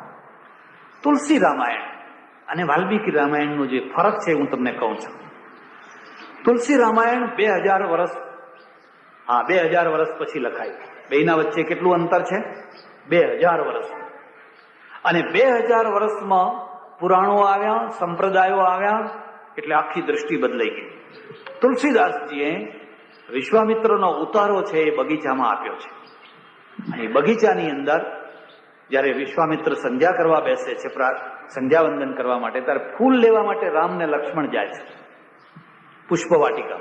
અહીંયા એ નથી પ્રસંગ, અહીંયા એ પ્રસંગ નથી. એનું કારણ છે તુલસી રામાયણમાં જયારે રામ અને લક્ષ્મણ સવારના પહોરમાં હાથમાં પેલી છાબડી લઈને ગુરુની સેવા કરવા માટે ફૂલ વીણવા જાય છે, યોગાનું યોગ બરાબર એ જ સમયે સીતાજી પણ ગૌરી વ્રત કરવા માટે આવે છે. એ અહીં છે જ નહીં. ગૌરી વ્રત પહેલા નહોતું, આ તો પછીથી થયું. ખ્યાલ આવ્યો? તમે કોઈ ગૌરી વ્રત કરો છો? એમ આમને જ કેમ કરવાનું? બહેનોને જ કરવાનું, પુરુષોને કઈ કોઈ વ્રત જ નહીં. ઊભી ચોથ નહીં, આડી ચોથ નહીં, પેલા મોરા સોમવાર નહીં, સાકરિયા સોમવાર નહીં, ફલાણું નહીં, કશું જ નહીં. એટલે કે જમવાનું તૈયાર છે. કારણ કોઈ દાડો વિચાર કર્યો? આમાં એવું વ્રત નથી. એનું એક જ વ્રત છે, કન્યા છે ને એની જીભ બંધ હતી. અહીંયા સ્વયંવરમાં તો જીભ ઉગાડી છે, સીતાને અધિકાર છે કોને વરમાળા પહેરાવી. પણ પછી પુરાણ યુગ આવ્યો, પછી મુસ્લિમ યુગ આવ્યો, અને એમાં કન્યાની જીભ બંધ થઈ ગઈ બિલકુલ. કન્યાદાન એટલે કન્યા છે પોતાને સારો મૂર્તિઓ મળે એટલા માટે આ બધા વ્રતો કરે છે. એક જ ઈચ્છા કે ભાઈ આ વ્રત કરો, પેલું વ્રત. અમારે ધંધાલીમાં આ વખતે અમારે ત્યાં તો એક બહુ બીજી મોટી મુશ્કેલી છે. ઘરમાં 4 છોકરીઓ હોય અને જો ગૌરી વ્રત કરે 400-500 નો ખર્ચો થાય. અહીંયા થતો હશે. કાજુ લાવો, ટોપરું લાવો, ફલાણું લાવો, ફલાણું લાવો, ફલાણું લાવો, આ લાવો, તે લાવો. હવે એના ઘરમાં મણ બાજરી લાવવાના પૈસા ના હોય, એના બાપના પાસે મણ બાજરી લાવવાના પૈસા ના હોય, અને દેખાદેખી આ બધું લાવવું પડે. એટલે મેં બધાને સમજાવ્યા કે તમે ગૌરી વ્રત કરો પણ દાળ ભાત રોટલી શાક ખાઈને કરો. 11 એવી રીતે થાય. 11 થાય. રાજગરાનો શીરો ખાઓ કે ઘઉંની રોટલી ખાઓ, એમાં કઈ ફરક છે? મારી વાત ઉપર વિશ્વાસ ના હોય તમે મને ગીતામાંથી બતાવી આપજો, ઉપનિષદોમાંથી બતાવી આપજો. હે અર્જુન તું 11 કરજે, બતાવજો મને. સોમવાર કરજે, મંગળવાર કરજે, હાથમાં પેલી લીલી વીંટી પહેરજે, પીળી વીંટી પહેરજે, કાળી વીંટી પહેરજે, હોય તો મને બતાવજો. આ બધું પછી આવ્યું. ઋષિ અને આ પાછળના યુગનું આટલું મોટું અંતર છે. આવું કોઈ જગ્યાએ નહીં. મેં બધાને કહ્યું જો તમે ગૌરી વ્રત કરો, પૂજન કરો, અર્ચન કરો, બધું કરો, પણ આપણે દાળ રોટલા જે થતું હોય એ ખાઈને કરો. મને કે ના વદાય. મેં કહ્યું વધે આપવાની જવાબદારી મારી. થોડાક લોકોના ઉપર અસર થઈ, પણ આગળ એ અસર થવાની જ છે. આગળ આ વાત આપણે સમજવાની જ છે. એક જ કારણ છે કે આમના મનમાં એક જ છે કે કંઈ કરતા સારો મૂર્તિઓ મળે, કંઈ કરતા સારો મૂર્તિઓ મળે. અને હવે તમારે કેમ ગૌરી વ્રત નહીં કરવાનું? કારણ કે કન્યાઓ બધી સારી જ છે. આ તો નબળામાંથી સારું ખોળવાનું છે. નબળાનું પ્રમાણ ઘણું છે ને સારું થોડું છે, એટલે નબળામાંથી સારું ખોળવાનું છે. એટલે કહે છે કે જોજો કઈ કસાઈ ના મળી જાય, કોઈ રાક્ષસ ના મળી જાય. અને કન્યાઓ તો બધી સારી જ છે. તો હવે સારી છે કેવી તમને ખબર પડી હશે. આ બંનેનો ભેદ છે. તુલસીકૃત રામાયણમાં સીતાજી નીકળે છે એની સખીઓ સાથે, એ ગૌરી વ્રત કરવા માટે નીકળ્યા છે. આ બાજુથી રામ અને લક્ષ્મણ ને પેલી બાજુથી સીતાજી. તુલસી રામાયણની અંદર કાવ્યની દૃષ્ટિએ અને સ્ટેટમેન્ટ, જે પ્રવચનો છે ને અને પુસ્તકો છે, કથા છે, મહાકાવ્ય છે, કથાનું મહત્વ નથી. એ કથાની સાથે તમારા સ્ટેટમેન્ટ કેવા છે એ મહત્વનું છે. જો ખાલી કથા જ કર્યા કરો પછી વિશ્વામિત્ર થયા ને પછી આમ થયું પછી તેમ થયું, એમાં મજા ના આવે. વક્તાના જે અનુભવ છે એનો જે નિચોડ છે, એ નિચોડનો જે સ્ટેટમેન્ટ બનાવે છે ને એ સ્ટેટમેન્ટ એ જ મુખ્ય કથા છે. એમ તુલસીદાસની પાસે એટલા સ્ટેટમેન્ટ છે. કથામાં કોઈ દમ નથી. કથા તો આ ચાલુ આવેલી ચવાઈ ગયેલી વર્ષોથી ચાલતી એની એ જ છે. પણ તુલસીદાસ પોતાના જે સ્ટેટમેન્ટ મૂકે છે ને ગજબના મૂકે છે. એટલી ચોપાઈઓ, એટલી યાદ કરવા જેવી ચોપાઈઓ છે કે આખી જિંદગી સુધી તમને ભાથું આપ્યા કરે. આ જ મહત્વની વસ્તુ છે. એટલે આ બાજુથી સીતાજી એની સખીઓ સાથે નીકળ્યા છે, આ બાજુથી રામ નીકળ્યા છે. બે સામસામા થઈ ગયા. કોઈ એવો ખૂણો આવે ને, તમારે આમથી વળવાનું હોય ને પેલાને, એને શું કહેવાય? અકસ્માત. અકસ્માત અકસ્માત બે સામસામા થઈ ગયા. અને તુલસીદાસજી તો બહુ મર્યાદા રાખે છે, બહુ મર્યાદા રાખે છે. અને છતાં એ મર્યાદામાં કહે છે કે રામે જ્યાં સીતાજીને જોયા અને સીતાજીએ જ્યાં રામને જોયા, પલક બંધ કરવાનું જ ભૂલી ગયા, આંખ નીચે બંધ કરવાનું જ ભૂલી ગયા. ઘણા લાંબા ટાઈમ સુધી જોતા જ રહી ગયા. અને જ્યારે ભાન થયું, પેલી એક સખી હતી ને જોડે, એને આમ ઠૂંસો માર્યો, એ ગાડી શું થાય, આમ ક્યાં જોયા કરે છે, ડાફેરો ક્યાં મારે છે. એટલે સીતાને ભાન થયું કે પછી કાં તો આ મારી સખીઓને ખબર પડી જશે. અને આ બાજુ લક્ષ્મણ છે, એ લક્ષ્મણ વિચારમાં પડી ગયો, ઓહો, આ કોઈ દિવસ નીચી નજર રાખીને ચાલનારા, કોઈ સ્ત્રી ઉપર ઊંચી નજર ન કરે, આજ તો જોતા જ રહી ગયા, મારા ભાઈને થયું છે શું? તુલસીદાસજીએ શ્રૃંગાર રસ મૂક્યો છે, બહુ સુંદર શ્રૃંગાર રસ મૂક્યો છે. અને પછી રામને ભાન થયું, નીચી નજર કરી લીધી. અને સીતાજીને ભાન થયું તો એને નીચી નજર ના કરી, પણ આંખ બંધ કરી લીધી. અને તુલસીદાસ કહે છે કે આંખ કેમ બંધ કરી? કે રામની છબી જે અંદર આવી હતી ને, એ બહાર ના નીકળી જાય એટલા માટે આંખ બંધ કરી લીધી કે હવે હું આંખ ઉગાડવાની. પછી તો બહુ સુંદર એમાં સમાજની રચના કરી છે લક્ષ્મણના દ્વારા. એ લક્ષ્મણ કહે છે કે રઘુવંશી ન કર સહજ સુભાવ, ઈમી કુપંથ પગ ધરાઈ ન કાવ. અમે રઘુવંશમાં જન્મેલા છીએ અને અમારો એવો સ્વભાવ છે કે અમે સ્વપ્નમાં પણ કુપંથમાં પગ મૂકીએ, એમાં ખોટા માર્ગ ઉપર પગ ના મૂકીએ. પરતીય જે પરસ્ત્રી છે એ કદી અમારી નજર નથી જોઈ શકતી. અને મંગન લહીને જિનકે નાહ, અને અમારા આંગણે આવેલા જે માગણો છે એ કદી નકાર નથી સાંભળતા. અમે આવા રઘુવંશી છીએ. અને આ રામ જોતા જ રહી ગયા, આ શું થયું? એનું સમાધાન કાળિદાસે કર્યું છે શાકુંતલની અંદર. જયારે શાકુંતલમાં કણવ અને શકુંતલાનું મિલન થયું ત્યારે કાલિદાસે એક સુક્તિ મૂકી, સ્ટેટમેન્ટ મૂક્યું છે. સતામ હિ સંદેહ પદેશુ વસ્તુસુ પ્રમાણમ અંતઃકરણ પ્રવૃત્તય. સતામ હિ સંદેહ પદેશુ વસ્તુ, જ્યાં સંદેહ ઉત્પન્ન થતો હોય કે આ ખરું કે આ ખરું કે આ ખરું કે આ ખરું, પ્રમાણમ અંતઃકરણ પ્રવૃત્તય. અંદરનું જે અંતઃકરણ બોલતું હોય એ જ પ્રમાણ, તમારો અંદરનો જે આત્મા બોલતો હોય એ જ પ્રમાણ. એટલે અહીંયા પણ સમાધાન કર્યું કે આ રામનો આત્મા અને સીતાનો આત્મા એકબીજાનું મિલન ઝંખી રહ્યા છે. પછી તો રામ આ બાજુ ગયા અને સીતાજી આ બાજુ ગયા અને ગૌરીની પૂજા કરી ખૂબ ભાવથી, પ્રેમથી. અને મનમાં એક વાત આવી ગઈ. શું વાત આવી ગઈ? એને પ્રાર્થના કરી છે, મિલહું સોઈ વાર, જે મને હમણાં નજરે ચડ્યા ને, સોઈ આ જ વર મને મળજો. જો તમે પ્રસન્ન થયા હોવ તો મને આ જે હમણાં મળ્યા એ જ મારા પતિ થાય. એમ કરીને નમસ્કાર કર્યા. તુલસી લખે છે કે મૂરત મુસ્કાની, ખસી માલ મૂરત મુસ્કાની. અને પેલી સીતાની પ્રાર્થના સાંભળીને પેલી મૂર્તિ, જે ગૌરીની મૂર્તિ હતી ને, એ થોડી હસવા લાગી. અને એના ગળામાંથી જે માળા હતી ને ખસી અને સડસડાટ કરીને આવીને નીચે નમેલી જે સીતાજી છે ને એના ગળામાં આવીને પડી. અકસ્માત જેને કહેવાય, આપણે એમ ફેંકીને જેમ. અને સીતાને એમ થઈ ગયું, બસ ફતેહ, વિજય, હવે માની કૃપા મારા ઉપર. આ તુલસી રામાયણમાં છે. વાલ્મીકી રામાયણમાં આવું નથી. કેમ નથી એનું પણ કારણ છે. વાલ્મીકી એમ ઈચ્છે છે કે જો આ સ્વયંવર છે તો સ્વયંવર થતા પહેલા મૂર્તિઓ નક્કી થવો જોઈએ, નહીં તો પછી સ્વયંવર રહ્યો જ ક્યાં? જો આ ઇન્ટરવ્યુ છે તો ઇન્ટરવ્યુ થયા પહેલા ઉમેદવાર નક્કી થવો જોઈએ. આજે તો એવું જ થાય છે, ઇન્ટરવ્યુ થતા પહેલા ઉમેદવાર બધો, જેને કોને નોકરી રાખવી. હવે જો સ્વયંવર છે તો એ સ્વયંવર જ્યાં સુધી એની પરાકાષ્ઠા એ કસોટીએ ના પહોંચે ને જો પહેલેથી તમે મૂર્તિઓ નક્કી કરી લો તો બીજા આવનારા રાજાઓને અન્યાય થાય કે ના થાય? જેને તમે કંકોત્રી લખીને બોલાવ્યા છે ને દૂર દૂરથી લોકો આવ્યા છે, તો એ પછી હવે આવું જ કરવું તો પછી અમને બોલાવ્યા શું કામ? આજે બધા ઉમેદવારો એવું જ કહે છે, ભાઈ તમારે પહેલેથી જ માણસ નક્કી હતો પછી અમને શા માટે બોલાયા? આ બંને રામાયણની અંદર આટલો ડિફરન્સ છે. એટલે